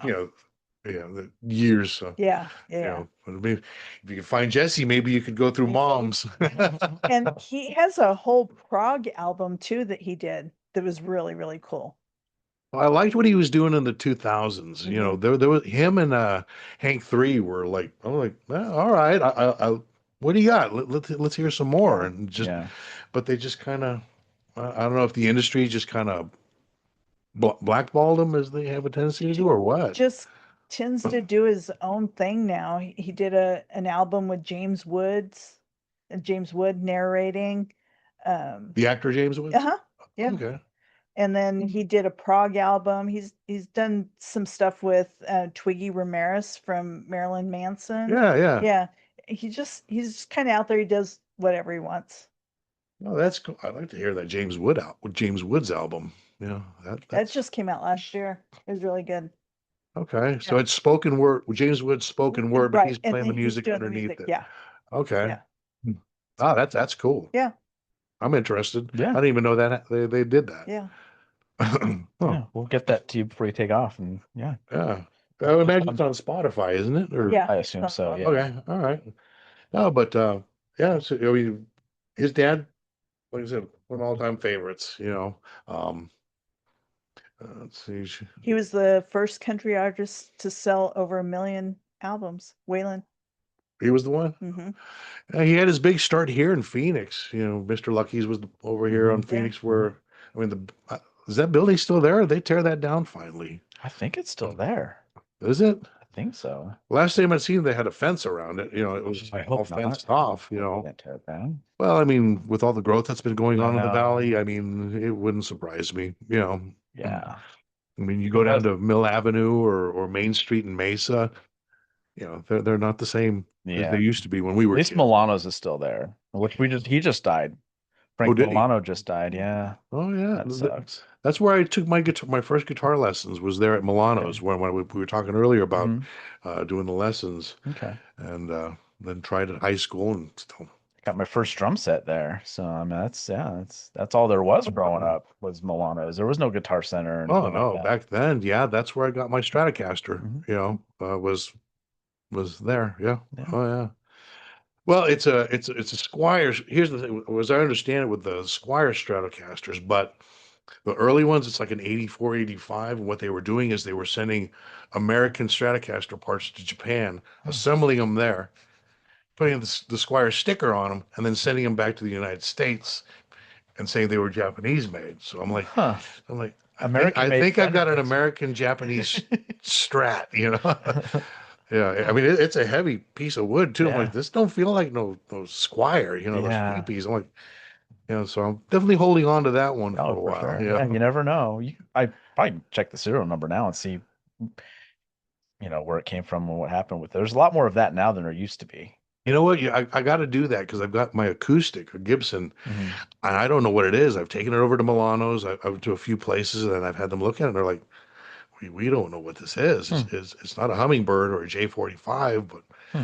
and I years ago had sent something to Gibson, the serial number, and they said they didn't know anything Hmm. about it. So maybe I'll try again. Just put it in see Google what's up. and then sometimes that because I did that. I have a Ludwig snare and I was like, I wonder where this was and where it came from. And it said it's a 64 and it originated in LA. I was like, Oh, shit. it could have been like in some studio in 64 to whatever. Who knows who played on this thing? I mean, it could have That's been cool. an old classic R&B song. You know what I mean? Who knows? Or it could be on like some Zeppelin stuff for all I know. Doors and who Doors. knows? Yeah, I was thinking the Doors. Yeah, Yeah. that'd be You think awesome. LA in So, the 60s. Yeah. yeah. So who Holy- knows? Could have come out of that one that what was it, Dave Grohl bought or whatever, the Sound City or whatever it was. Could have been in that studio, and who knows who played on it. So But Sound City isn't in LA, is it? I thought was it in LA? Was it? whatever the one Dave Grohl bought and did that Well, was I'm thinking of what was the documentary we watched where it was a church. oh, That that's was where like he a went all over the DJ. place to different places and jam with people. Yeah. Okay. I think Sound City was LA, yeah. Bell City was Electric Ladies over in New York. New York, That was yeah. Jimi Hendrix's place. Mhm. Yeah, Where but Kiss formed, I think, right? Pretty much. yeah, they started there. You know, and those first Kiss albums were great, but they sounded terrible. You go back and listen, it's like, man, that sound Yeah. quality, it needed something. Yeah, especially compared to like the early 80s stuff. Okay, Sound Cities is in Van Nuys. Okay, So, yeah. Okay, yeah. Because I think like Stevie Nicks and Fleetwood Mac pretty much formed there and stuff like that. Yeah. So, Yeah, I was fortunate enough to catch Stevie Nicks too the last time she came oh, through cool. town. Was it with Billy Joel or? No, it was No, the one before, before that. that one. Okay. You know, and so there's been like a bucket list now. Yeah. Yeah, because like I've seen Judas Priest, I've seen Maiden, all the I've never great seen metal Priest. bands. Yeah, I've never seen Priest. I saw Halford solo and met him, but I never saw Priest. Nice guy too. I met him too at a signing, and just very engaging, and just Yeah. like looked you in the eye and seemed very interested in what you had to say. My dad's old secretary worked for him as like with the management or something, and so Okay. it was when he was solo and he was opening for Queensryche and Maiden. Yeah. I got to do a meet and greet, and then what was crazy was I got to meet his backing band, which a year later the guitarist was the lead singer for Damage Plan that Really? next year. So yeah, the guitarist in Yeah. Halford solo was the one that did the vocals for Damage Plan. Okay. So I got to meet him, and then the drummer, I guess, is with a country artist now. Jason Aldean, is it that one? No, he's with a more like Vince Gill. Oh, maybe. So he's playing. I think he's playing with him now, which is like that's just crazy to think like a metal drummer playing. But I'm also like, you know what? I could do that. Yeah, I mean, I a could musician worth his salt. play anything. You know, I've walked in and played Kool and the Gang, contribute. You know, Yeah. I've done it over the years. You know, Yeah. whatever you need. Yeah. Yeah, you know, I if you're stuck in metal, you're missing out on a lot. a lot of work. Awesome. Oh, Yeah, because they're like, oh yeah, he's a metal drummer that went to country. I'm like, that's not far fetched, no. especially depending on the country. And it was with Rob Halford, you said? Yeah, I think of his name. It's almost, I think it's like I don't know. He's got a kind of a weirder name, but yeah. So I got to meet him, and he's playing with these. But it's just crazy, just that the next year the guy was singing with Damage Plan, which was Pantera adjacent. So Yeah. I was Oh, like, yeah. that's crazy. I was like, I know exactly who that is. I had him autograph stuff, and this is before the time of being able to take pictures and all that. And I wish I'd taken a camera, but Yeah. Now you look back and it's like, wow, those people I've met over the years, I yeah. have the autographs and stuff. But man, getting pictures would have been a lot of fun. And That'd have been cool. Yeah. yeah, but you just didn't think about that then. You live more in the moment then than you do now. Well, that was a lot of it. I just would run into people rando. It wasn't even Yeah. like planned. It was just kind of how you get your cell phone. Hey, Yeah. But I seem to meet less celebrities that way. I'm more of a homebody these days, anyways. Exactly. I'm not quite going out. Like we were talking about the ticket prices Yeah. earlier. I'm like, I'm trying to go check off the bucket list. Like I said, seeing Stevie Nicks, the Rolling Stones. I'm trying to Mhm. see these, like, Straight. okay, George Strait. What did I say? You said Vince Gill. Oh, It's George well, Strait. yeah. Same era, right? Ish. Yeah. Yeah. Yeah. Same genre. Yeah. Exactly. But yeah, that was him. Okay. Yeah, I mean, I'm trying to see like Rod Stewart's coming up, and they want like 250 to see him, and I'm kind of well, It's not bad. not bad especially when it's like Rod Stewart, his final tour. Where at?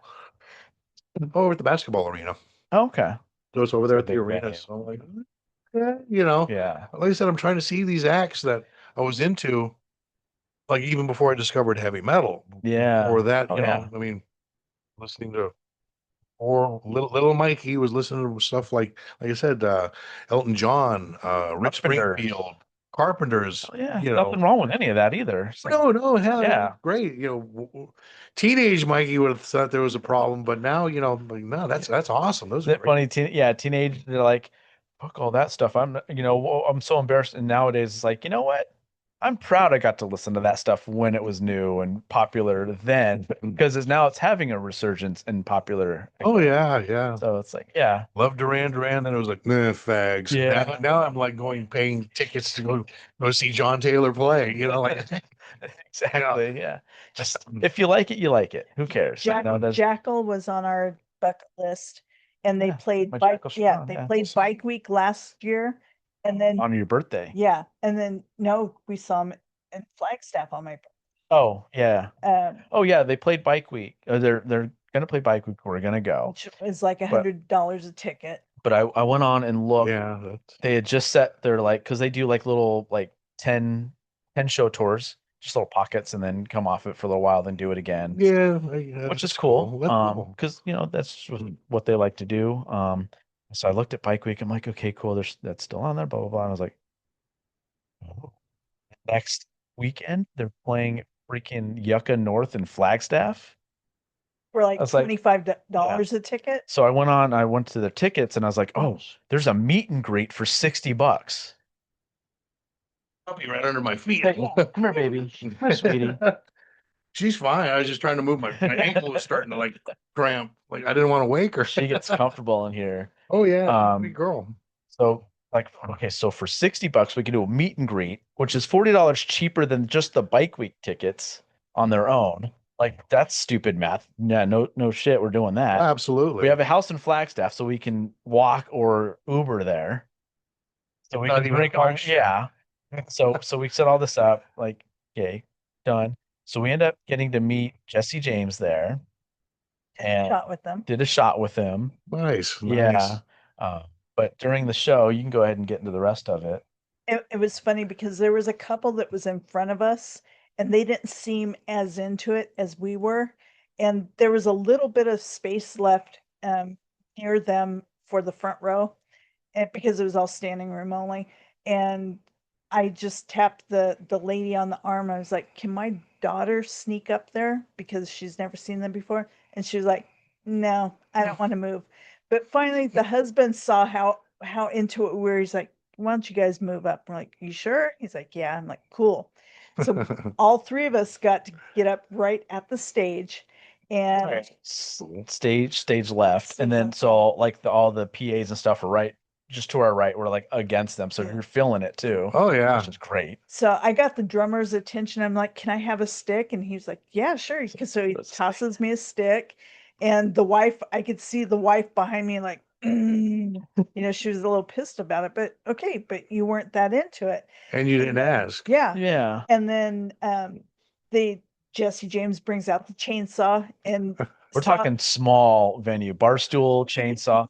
I have video of him. He brings it up and he clips a little bit of the wood that's holding the building together. Oh no. Everyone loved it. So rock and roll, though no one cared. They're like, And- whatever, it's just a little chip. we were so into it and dancing and singing and having a good time. And our daughter was just loving it. She was Like, loving but it. like I loved it. Like I'll listen to a lot of their live stuff too, so I know all those little ticks that he's saying in between songs and all that. So I'm repeating it with him, and Yeah. so he's watching us the whole time. We're on the bassist side, and he's watching us. And so he destroys the bar stool, and at the end of the show, they walked a huge piece over. and Yeah, so you know handed the it to part you sit on, Mhm. half of that he brings over and hands to our daughter. Oh nice. Yeah, Okay. so cool. That's And awesome. the wife behind us was like seething the whole time. But however, you were just standing there like doing nothing. We're dancing, we're singing, we're having a good time. And Yeah, that's what you look Yeah. for. Yeah. Plus, you got a kid with you too. I mean, that's the thing. You got a Next child. generation. So it's Yeah. like, I know. Yeah, you see a kid in the crowd. I try to make it, Especially if they're into it. if Yeah. they're into it. I try to Yeah. make it as entertaining as I possibly Yeah. can. And then afterwards, we were talking to the manager of Yucca North, and we were like, "Do you think we could get these things signed?" He's like, "Possibly." That's the guy right there you want to talk to, and it was the tour manager. So we went over and talked to him. Hey, if they have a chance, can we get this stuff signed? He's like, let me go find out. So we walk out and we go over to the tour bus, and he comes back out. And he's like, they would love to sign everything. However, no one has a Sharpie. It's like, hold on Hold on. 1 second. Run into the bar. Anybody have a Sharpie?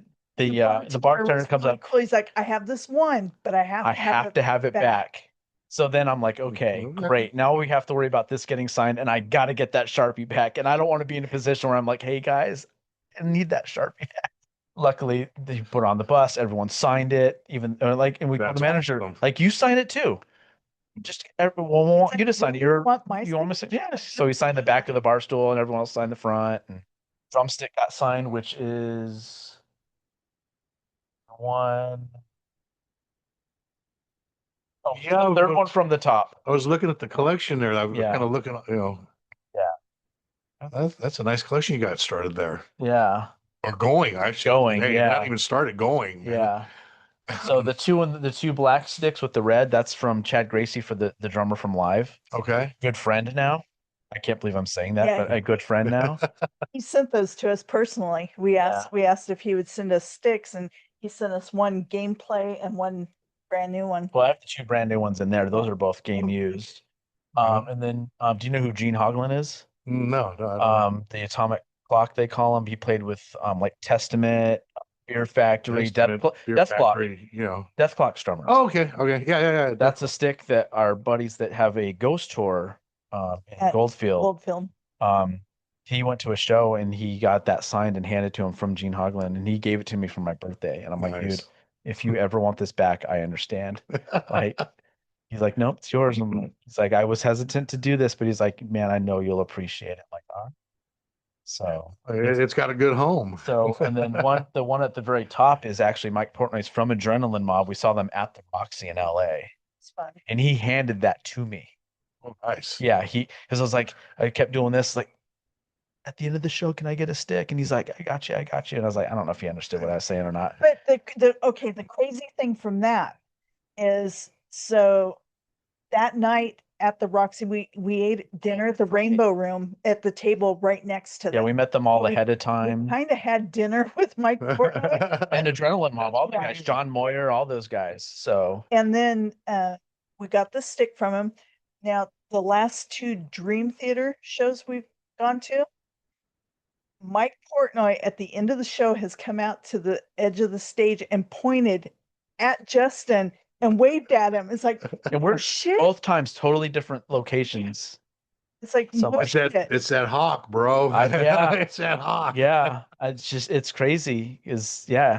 And it's cool because at the Yeah. end of that show, he just went right to me and That's so popped it cool. right in my hand. I was like, And it was funny because then we got home. We were living in San Luis Obispo still at the time, and he put the drumstick on the kitchen table, and we had some change on the table, it was like 58 cents.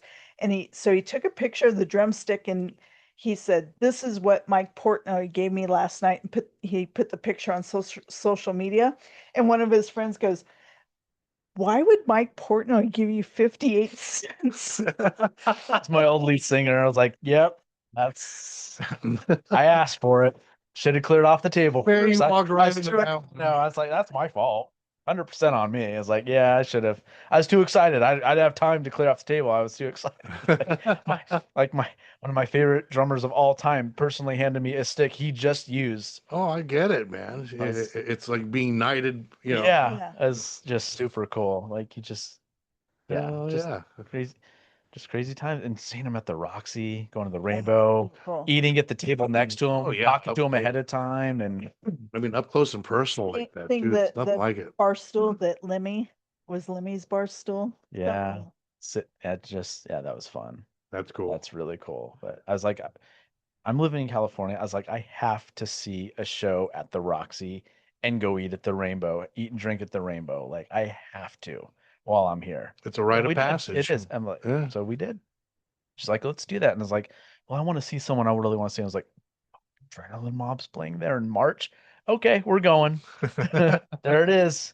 There it is. Fell right into our laps. So Yeah, I've been wanting to get over there and play the whiskey at some point. Everybody's been doing it, you know, and I'm like, well, man, I'd love to get over there and check that off too on places Yeah. to play, you know. that'd be fun. It'd be fun, you know. Yeah. Well, many people are doing it, you know. And I mean, with the 80s music coming back, and especially the metal, from a lot of like shows like Cobra Kai and stuff like that are putting those Oh, back yeah. in. It's a good time to go do it. Yeah.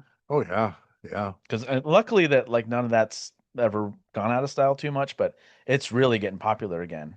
Oh, in a big way, yeah. Motley Crue did a one-off show that was a surprise, and they didn't go under Motley Well, they were Crue. called They 1981. went under 1981 and did like a one-night thing there. Oh, Really cool. seen Motley Crue like 7 times, and it's weird now without Mick, though. See, I've seen the footage. I'm like, I don't know, man. You know, it's not the same. You know. Yeah. John Five, he's a great guitar player, but he just Oh. doesn't seem like a fit for Motley Crue. He's too nice. Yeah. Yeah. Phenomenal guitar player. Yeah. Oh yeah, love watching him play. Yeah. You know, yeah. But he ain't no Mick. You know, No, It's like, no. There's only one Mick Mars. Did you know. listen to Mick's solo album? I saw the video that Okay. came out. It's I good. caught that. You know, I'm like, It's- this is good. You know, I Yeah. don't know why it's not getting picked up more. You know, like he's doing all right on his own. You know, that's sad the way that went down. You know, but I mean, I understand too because what they were saying. What was I think the sticking point on it was portions of touring money, right? It was what it was. He was wanting money from touring. Mhm. I think back in the 2000s, he was the one that said, "Who, if you leave the band, you get nothing." So it was him saying, you know, Yeah. you don't get no touring money. But now here he is asking for touring money. It's like, dude. Well, I think some of it too, he said that he didn't like that they were using so many tracks as well. Yeah. Which I agree with, because when I saw them, I was like, yeah, a lot of this is tracks, and that sucks, especially Nikki. So Yeah, I mean the backing vocals, I guess I can understand that. Synthesizers, horns, strings sections. yes, I'll give you that. But Yeah. when you're playing to a backing track, then look, I'm dropping $200. You know, I could just stay at home and watch YouTube YouTube or for get this. an old DVD or whatever you can watch it on too, and just pop that in and Oh yeah, watch there's that. plenty of old footage from the Shout at the Yeah. Devil tour. Yeah, just watch that. But yeah, I'm not gonna. So, Oh, you're good. I'm not gonna pay all this money to watch. You know. Just like when we went to to that club with Jason in Phoenix because they kept saying, "Oh, you have to see Pelvic Meatloaf. They're so good. They're so good." And then they got put off until like 1 o'clock in the morning, so we didn't stay for it. But the one band came out, and I was looking, I'm like, I don't think they're playing. And then I Yeah, they'd stop playing the guitar nudged Jeff, and I was like, and you'd still hear it going. And we're not like talking like it's just they hit a chord and let it ring out. It was like notes. And it Oh, was like, wow. You serious? and then they'd stop me and you still hear it going like, oh, they're not playing. Oh, man. Another sign too is they sounded so much better than the other bands that were on. And I'm like, That's a dead giveaway. that's a for dead me. giveaway too, because you're all playing through the same system. Like I've- there's times that bands can sound better, but we're talking like With those new underground amps, bands with the compared new to like amp simulators, you can do that. The rectal, you know what I mean? Yeah. You can do that. But there's bands like Disturbed. I've seen old footage when they first started Mhm. compared to new footage, and I'm trying to give the benefit of the doubt, Yeah. but it's like this sounds too good. Well, Shinedown, 100% backing tracks until recently they Really? got called out, and now they're 50-50, they're saying. I'm like, which still, we saw that's them still at 50% too much. Yeah, yeah. We saw them at Bike Week in 2019, and their stuff went down. 2019 or 2018. Mm. 2019, and their stuff went down, Oh, and it took about an hour for them to actually be able to play again. And I was like, okay, it just happens. But then when I found out they played to tracks, I'm like, oh, that makes more sense why it was so long. Because if it was a band that didn't do that, once the power came back on, they can play. well, yeah. Power came back on, but it's still another 45 minutes. I'm like, oh, it's because they had to They boot corrupted the- everything up, Yeah. get back to where they left Good. off, and get all of that back on track with what they're doing. And Wow. that makes so much more sense than they had to get everything booted and synced up. Whereas if you're a band just playing, you don't need to do all that shit. And it And was they're not doing like fireworks and all They that. didn't even have It's like not synced to yeah, lights they didn't and have a fireworks. screen doing stuff either, like bands do with like it syncs up to like the music and stuff. Like Rush and Dream Theater and other bands do where they like have like, Yeah, you yeah. know, Then you full- used to have a click in your ear yeah, to keep up with all that yeah, that's going on because you're keeping time. you Yeah. know? but it wasn't anything like But it that. wasn't It like was just all just video of them playing the live show. So hundreds of thousands of people can see the big screen behind them of them just playing. It's nothing. okay. So it was just them playing to the track. it was 2018. Was it? 2019. What did we do? Oh, geez, that's right. It was 2018. Godsmack played 2018 because they played our reception. So that's right. Hey, they did. We got married at Bike Week in 2019. Yeah, Okay. yeah. And it was Godsmack. So yeah, it was 2018. It was Shinedown. Which Oh, was the wedding band. yeah, which was cool because they played in 2019 when we got married, and then our 5-year anniversary, Godsmack came back again and played On that day, same day, played Bike April Week. 6th, So, Saturday, all that good We stuff. always Yeah. said they played our reception and our 5-year anniversary. Nice. They technically did. We have did. video proof They of did. it. And KUPD can vouch for it too, because they let us have Wedding our ceremony and under the tents. Oh, okay, cool. That's cool. We knocked on they had their truck there and they were just setting up. Besley. Yeah, Like, and we're knocked we use your tent for a few minutes to get married. He's like, I don't care. And then we're in the middle of the ceremony and people kept coming up saying, what kind of merchandise are you giving away? We're like, we're just trying to get married. real leave us quick." alone. We got Godsmack coming up soon. Leave us alone. My So, God, some yeah, people are just clueless. I know. know. it was cool. Critical thought, people. you Yeah, know. yeah. No, it was fine. We were having fun with them, but yeah, it was cool. Bike Week's such a great place to get. I've always tell people, just get married there. Don't do anything big. You can have your bachelor party there because there's strippers all over the place. Hey, You know? there you go. It's an all-in-one There's experience. drinks, there's food, There's drinks and food. and Yeah. there's entertainment. Yeah, I mean, they usually had pretty good acts there. We, Nugent just played there this last one. So. well, the year before, we went to go see Billy Idol. Oh yeah. You know, $100. And Jesse Money opened, right? Was that the one that Jesse Money Eddie opened? Money's daughter, she opened for him. Was that who it was? Was it a female? It was a female. Yeah. Was it? It was I Eddie thought Money's it was a- daughter. I thought it was a local girl. From what we heard, I think everyone was saying it was Jessie Money. Like she was awesome. Yeah. It's There like, was damn it! If I had known that, I definitely gone. Because it was at the one that was Megadeth played it too. Is that one? Megadeth Yeah, played it one too. we Yeah. We went to that one. we went to that one. That was fun. Oh, I've seen Megadeth like 8 times. Oh I'm yeah, like, I'm good. I you saw know? them on the Gigantor. It was fun. Yeah. What a lineup that was! That was cool. Yeah. I saw them twice on P Cells. Okay. Once with opening for Alice Cooper, and then another time with over at Celebrity Theater. Check this out with Flotsam and Jetsam and Possessed. Hmm. I'm like, that's like wow, and I've got bootleg photos of that of the original Megadeth. I'm like, at some point I got to post those, For a sure. bunch of them. I used to sneak my camera in when I was a kid to the concerts, and I wish I had done that. have you. I didn't.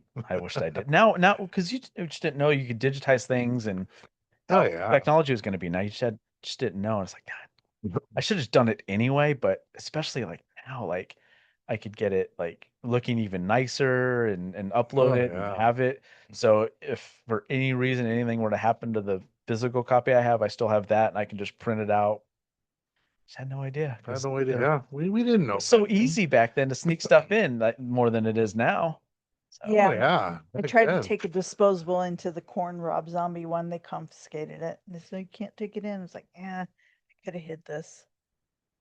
But you take your phone in and Exactly. yeah. yeah, okay. I wish I had taken a camera to the '98 Rob Zombie show at Mesa Amphitheater. I remember. I remember Where we that. had all the topless girls on stage. I didn't see it. I Oh. remember you just like it's one of those weird memories you Okay. have. Like, Yeah. I remember that. Yeah, I was at that show and I was like, camera. Oh yeah. I had no idea the night was going to turn out like this. Oh yeah, it's a party. Right on. The memories I could have gotten from this. Nice. But how infamous it became that, you was banned from Mesa for 5 years because of it and everything else because you're not supposed to do that. You're supposed to put on the ticket if you're going to do shit like that and whatever else. And I was like, That's Rob Zombie Rob for you. Zombie. I mean, especially back then. yeah. So I was like, damn, but that's one for sure I wish I had brought a camera to. Oh yeah. Was because yeah. it became so famous for what happened. I mean, just all the acts we've been fortunate to see through the years. Mhm. It's amazing. Yeah. Just There's still sometimes I'm like, oh yeah, I have seen them. yeah. Because I saw so many shows growing up in my teens and 20s and When it was reasonably priced too back then, 20 Yeah. bucks, 50, $50, what as time went, it got a little more expensive. Yeah, but well, that and all the acts we would get for like the state fairs. Like I saw Skinner and Live, Collective Soul, Alice. I saw Alice Cooper on Halloween night at the yeah. state fair at the Veterans Memorial. Yeah, they used to have really That good was shows awesome. there. I mean, they still do. There's every once in a while they have a do. good act. I'm like, yeah, I'd actually let's go see that. But Yeah, yeah. Well, not like they used to. I mean, back in the No. days, man. I saw ZZ Top there. Like, Oh. oh man, like See, I saw. I saw Charlie Daniels too. that was at the Tostitos Fiesta Bowl block party. Okay. Though. I saw Stevie Ray Vaughan over at the at the fair, not Celebrity Theater, the fair. Okay. Fair. I saw him there. Stevie. That's like saying you saw Hendrix. So that For was sure, a point yeah. of pride there. Yeah. Anthrax. I mean, it's a bunch of shows. Wrestling when wrestling used to come through too, they'd have Yeah. wrestling shows there. So yeah, that was always fun. The rosters were deep, but now it's like,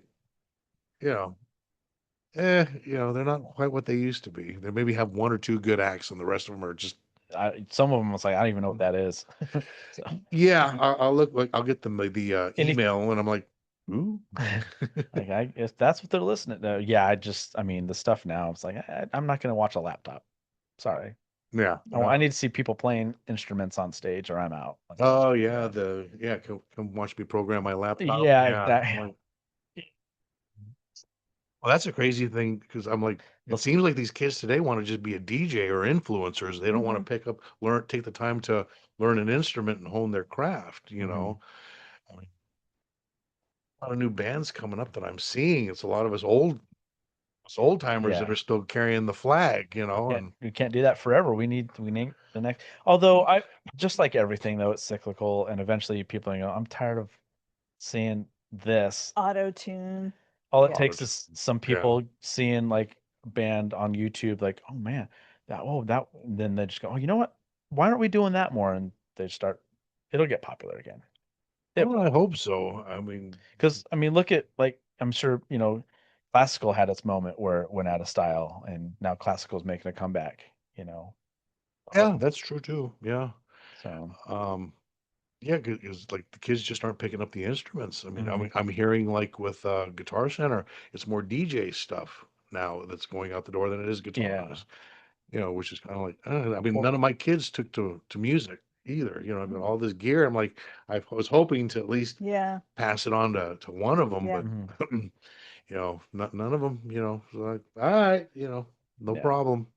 But No, I get it. Yeah. and then like we were talking about earlier, I mean, like, I'll do it for a little while longer, but I mean, there's gonna come a point where it goes from looking really, really cool to looking really, really sad. And I don't want to be looked at like trying to recapture my youth, Yeah. Or give that Yeah. impression. Yeah. Yeah. Yeah. So, And yeah. it is a slippery slope because yeah, I kind of feel that way too. But it's just, you know what? If I can still do it, I'm still gonna do it too.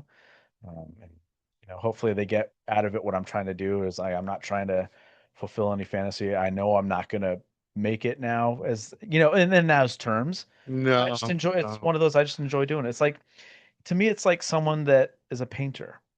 And if they can continue to paint great things into their 60s, 70s, 80s, then by all means paint. Yeah. That's my paintbrush in there and my Yeah. Yeah. canvas. So as long as I can keep doing it the way I feel like I can still how I want to, I'm going to keep painting. Well, in talking with you when we reconnected before, Hmm. you inspired me to like, start building a computer system and just like write my own stuff, put Hmm. it out there for the world. Hey, here it is. You know what I mean? Not necessarily to perform it live with a band, but just sit Hmm. down. Yeah. Just okay, here it is. Just here's my latest piece of art. Yeah, exactly. Yeah. Yeah. Yeah, So exactly. So yeah. that's the way I look at it. Yeah, I do it because I enjoy doing it. If something happens out of it, great. Oh But yeah. that's not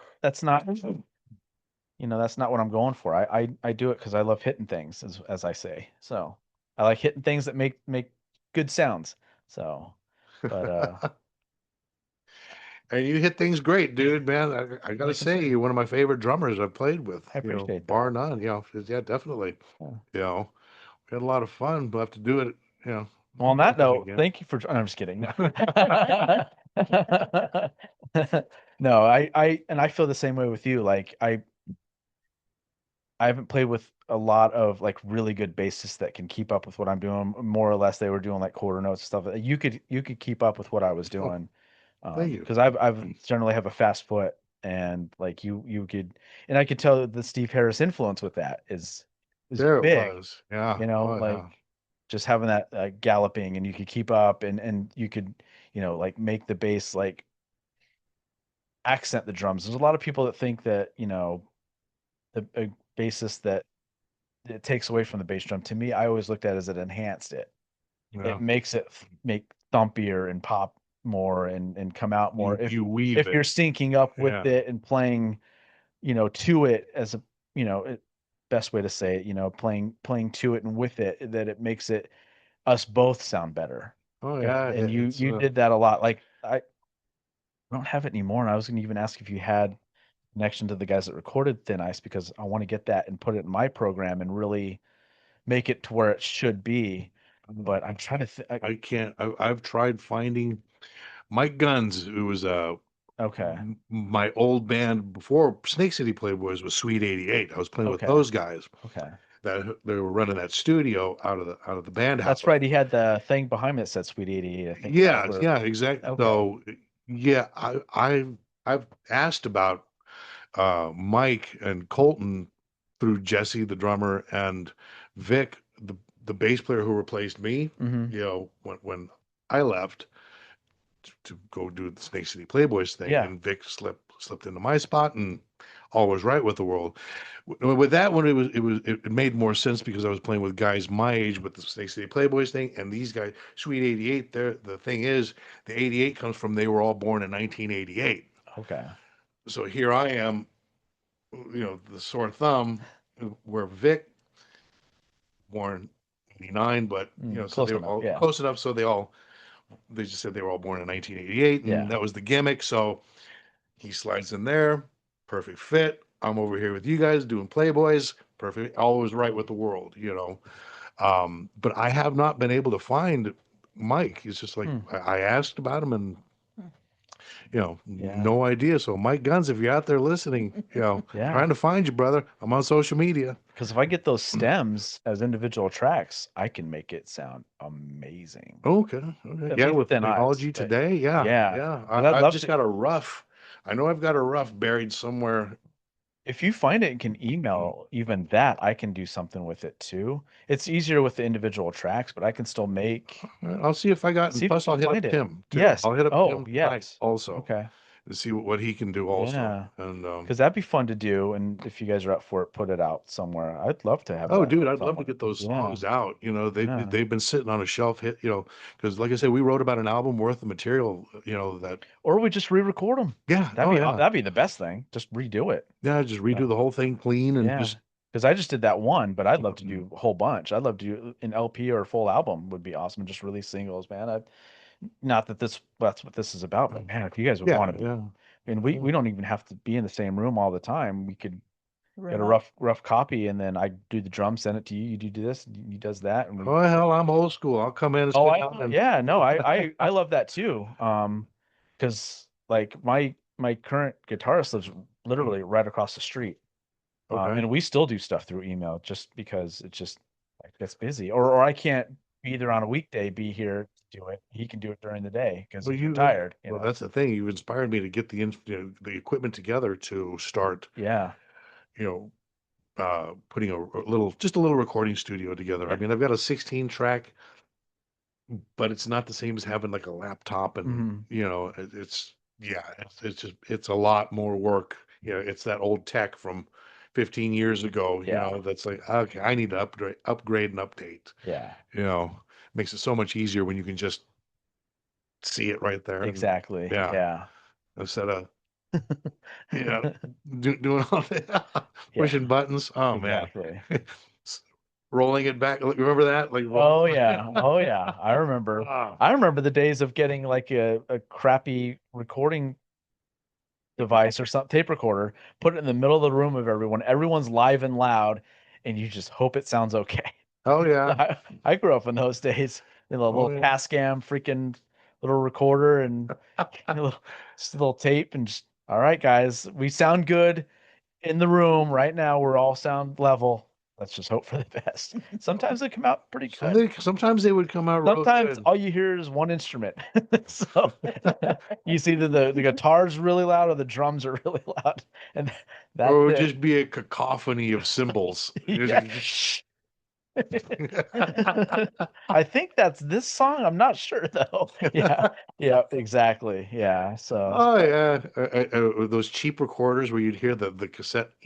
yeah. Or you get the white noise with it too.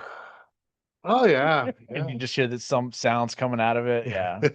We all remember those days. It's so easy now, kids. You can have it Oh, so easy. You so can do this easy. shit on your phone now. So Well, I tell no them, idea. you can learn the guitar right now. You just go and learn like right there. I mean, I learned Crazy Train solo just like, oh my God, like Yeah. nothing. You have it so easy, guys. Well, I love all these people like, man, did you see that 6-year-old playing that Dream Theater song? I'm like, yeah, you can sit there and watch how it's done in slow motion. You know why it took me when I was 13 to do it? Because it took me 7 fucking years to figure out what each drum was doing. Oh yeah. I just sit there, okay, 2 measures here. Okay, he's doing this, this, and this. Okay, now I'm gonna go back and play that. Okay, now I gotta, yeah, it took me 7 years to learn a Dream Theater. It's a 22-minute song. Yeah, it took me 7 years. And it's Mike Portnoy doing the Exactly. video too. Exactly. Yeah. Like, yeah, of course, I could have done this at 6 years old if I had YouTube also. Oh, definitely. It would have saved me a lot of pain, Oh yeah. I had to figure out, like, okay, he's doing the hi-hat here this many times, just audibly. Not, I couldn't see what he was doing. I had to figure it out. Okay, that's this drum. Okay, that's that. That's this. Okay, and then piece it together.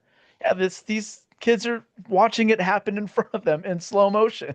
But the cool thing is, though, it trained our ear to a I point know. where, you can listen to something now. I mean, and just Well, my guitarist, one of the most recent songs we did, we haven't put it out there yet, but he's brought a song and I was like, okay, go ahead and play it. And I just sat there on my drums like this. I'm like, okay, cool. Let's do it again. And I played through the whole song. He's like, what the fuck? I'm like, when I was listening to you, I was hearing everything I'm going to do. You mapped it out. right. And Yeah. he's like, that's incredible. I'm like, that's from sitting down as a kid, hitting play, figuring it out and doing it. And so that's all I did here. I just Well, broke it down into sections and parts but I can hear what I'm going to play because I know what you're playing and I can already hear what I'm doing without. So I have that in my benefit. That's where a lot of these kids they don't know how to yeah, write they their don't know how own to write. tunes. Yeah, that's a big part of it.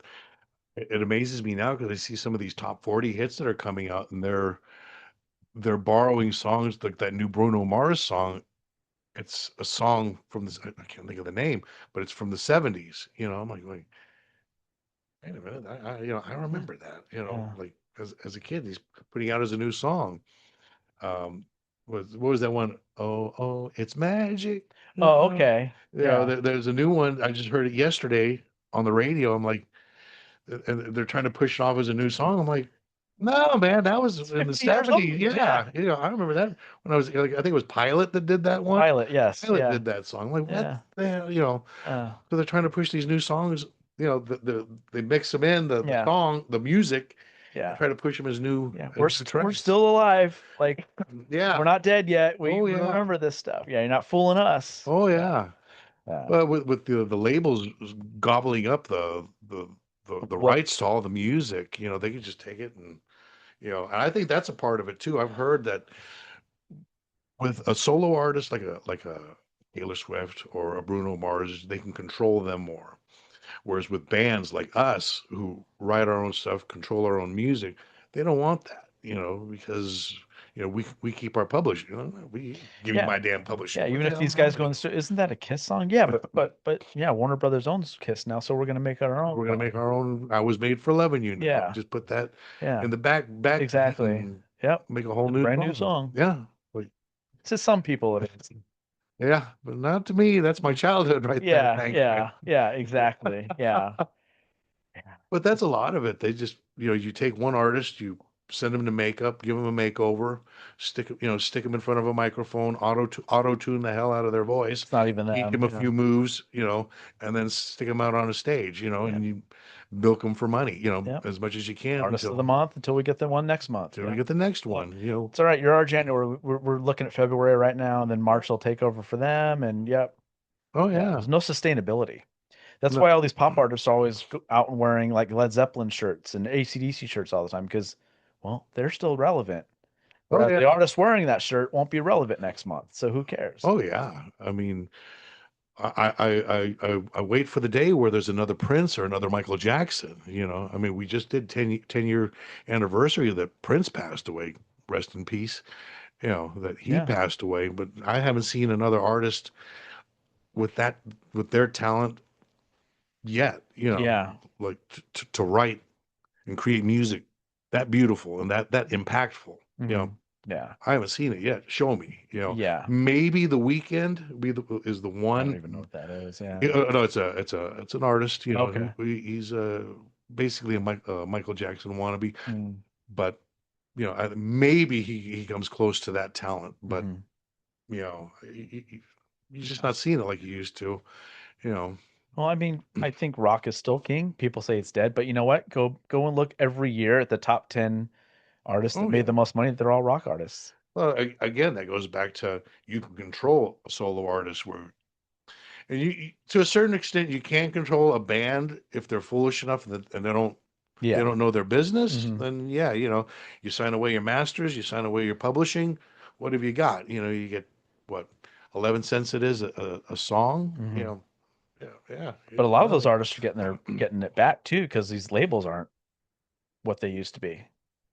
So Well, putting on my tinfoil hat here, I saw an interview where somebody was saying that Michael Jackson, who owned a lot of publishing, was going to give some artists back their publishing rights, like Sam Cooke, a lot of the old R&B artists, Sly on the Family Stone, Mhm. Sam Cooke, all that.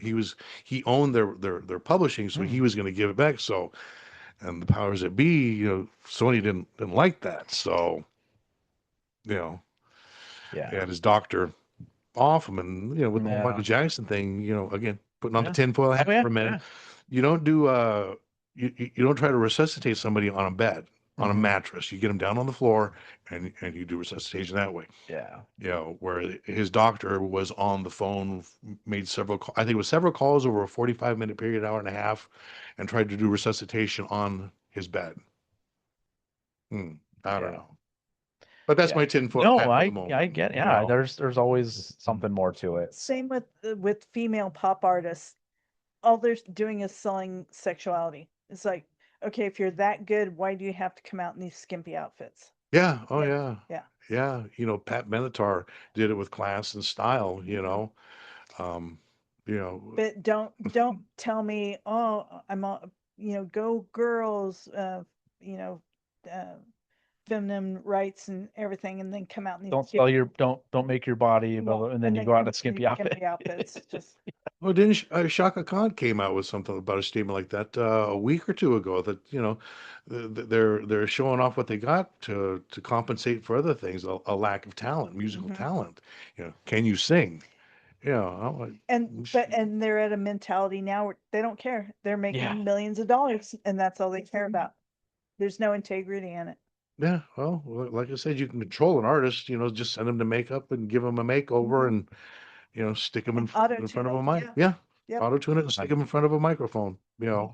I mean, with AI, I can go in there and sing, and then I can say, make this song as Freddie Mercury, and I can sound just like Freddie Mercury. Oh, the You know? AI music I've heard now, I'm like, wow, it's incredible.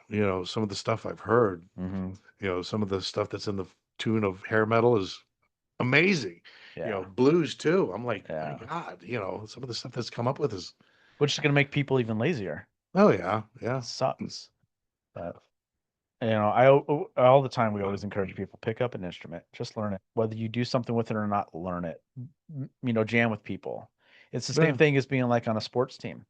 You learn how to work together. You learn how to create things and do great things together. And, you learn how to communicate and, be in a room with people. Yeah. People are so Oh, yeah. individual now. Like, go do band stuff. Go work with people. Put down your phone and just get in a room and just create stuff Oh without yeah. a computer or with it. Plug some stuff in. Like my drums are acoustic, so they don't need to be mic'd. And then just get a PA and put it in a room, plug into it, and just jam, just have fun. Oh It, yeah. you get Even though you think you're not getting anything out of it, you are. Because I mean, I don't even know where I'd be if I didn't have music. I just Oh man, I couldn't imagine. I mean, it's been so much a part of my life. I mean, as a kid, then learning the guitar, and then just like through my whole life, it's fallen away for a time and then come back in, but it's always, music as a whole has always been a huge part of my life, Yeah. just, Yeah. you hear a song and it's like, I remember, what I was doing, where I where I was, who what she was, what and the weather was like that day. oh There's some yeah, songs I'm like, oh man, I remember that storm that day. That was crazy. It's like it was raining or whatever was going on. I was like, yeah, I remember. I I, remember. I was listening to this album because I couldn't go outside because it was raining or whatever it was. Like, yeah, it's place and time, or I was out driving here or whatever I was doing that day. And when this song, I was listening to this album for that music's so great in that. It's amazing how like it'll bring back a memory, just a small memory that it's nothing in the scheme of things, but it's just like, wow, you're almost there, and the smells come back, and just Yeah. the feeling, the vibe of that time. Like you sneak into your girlfriend's house, at night, and you're laying there, and the light from the stereo is lighting up her room, and you know, uh, White Snake comes on. Is This Love? And I'll Oh, hear that okay. one, and it'll like, and I remember I'm laying there, like I remember laying, yeah, on her waterbed, looking at the ceiling, and the blue light from the stereo would like lighting up the room, and just hearing that, and it's one of those just nothing memories, but I remember just Yeah. okay, just kind of being right, that Oh, in yeah. that moment, and I'll hear that song and it'll take me there, or I'll remember a house party and Motley Crue, Wild Side will come on. And I'll remember all of us standing around in a circle, passing a doob, as you did back then, passing a doobie around and just, it was that perfect moment where all your friends are together and you remember that snapshot with that song. It's just, Yeah. it's amazing how music will do that to you. Yeah. They say music and smell is like the two most Well, yeah. that can bring you to a place and time. You smell something like, like food or something like, oh man, I remember the first time I had that. Or, Grandma's cooking. yeah, whatever it was. Fishing at the lake, that Yeah. fishy smell at the lake. Yeah. Yeah. Oh yeah. Yeah. So music, yeah.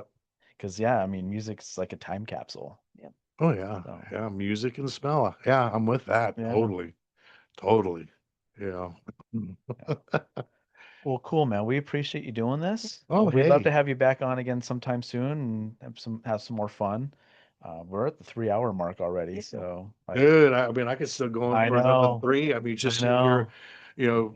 pass the time, shooting the shit with you guys has been great. Yeah, yeah, that's what we love to do. So, I mean, we haven't even scratched the surface. There's again bullet points, but most of them we didn't even get to. Oh, we just Fine. I flowed. love Yeah. doing this, so I just have it, just a couple things I want to go over. But most of the time, I just love just sitting, hanging out, and talking and everything. So we appreciate you doing this. It's But thank awesome you for getting back having in me on. touch, and I'm glad you and Tim, really got all that worked out. So that was Yeah, a big well, part of my life, is well, I mean, holding what is it? guys. What is it they say that holding a grudge is like drinking poison, expecting them to die. So I'm Yeah. like, yeah, let's just get past all this nonsense Mhm. because at the end of the day, we've only got so much time here, and I don't want to carry any grudges. And it's not like it killed my son or anything like that. You know what Yeah. I mean? So Yeah. so Very yeah, cool. Awesome. yeah.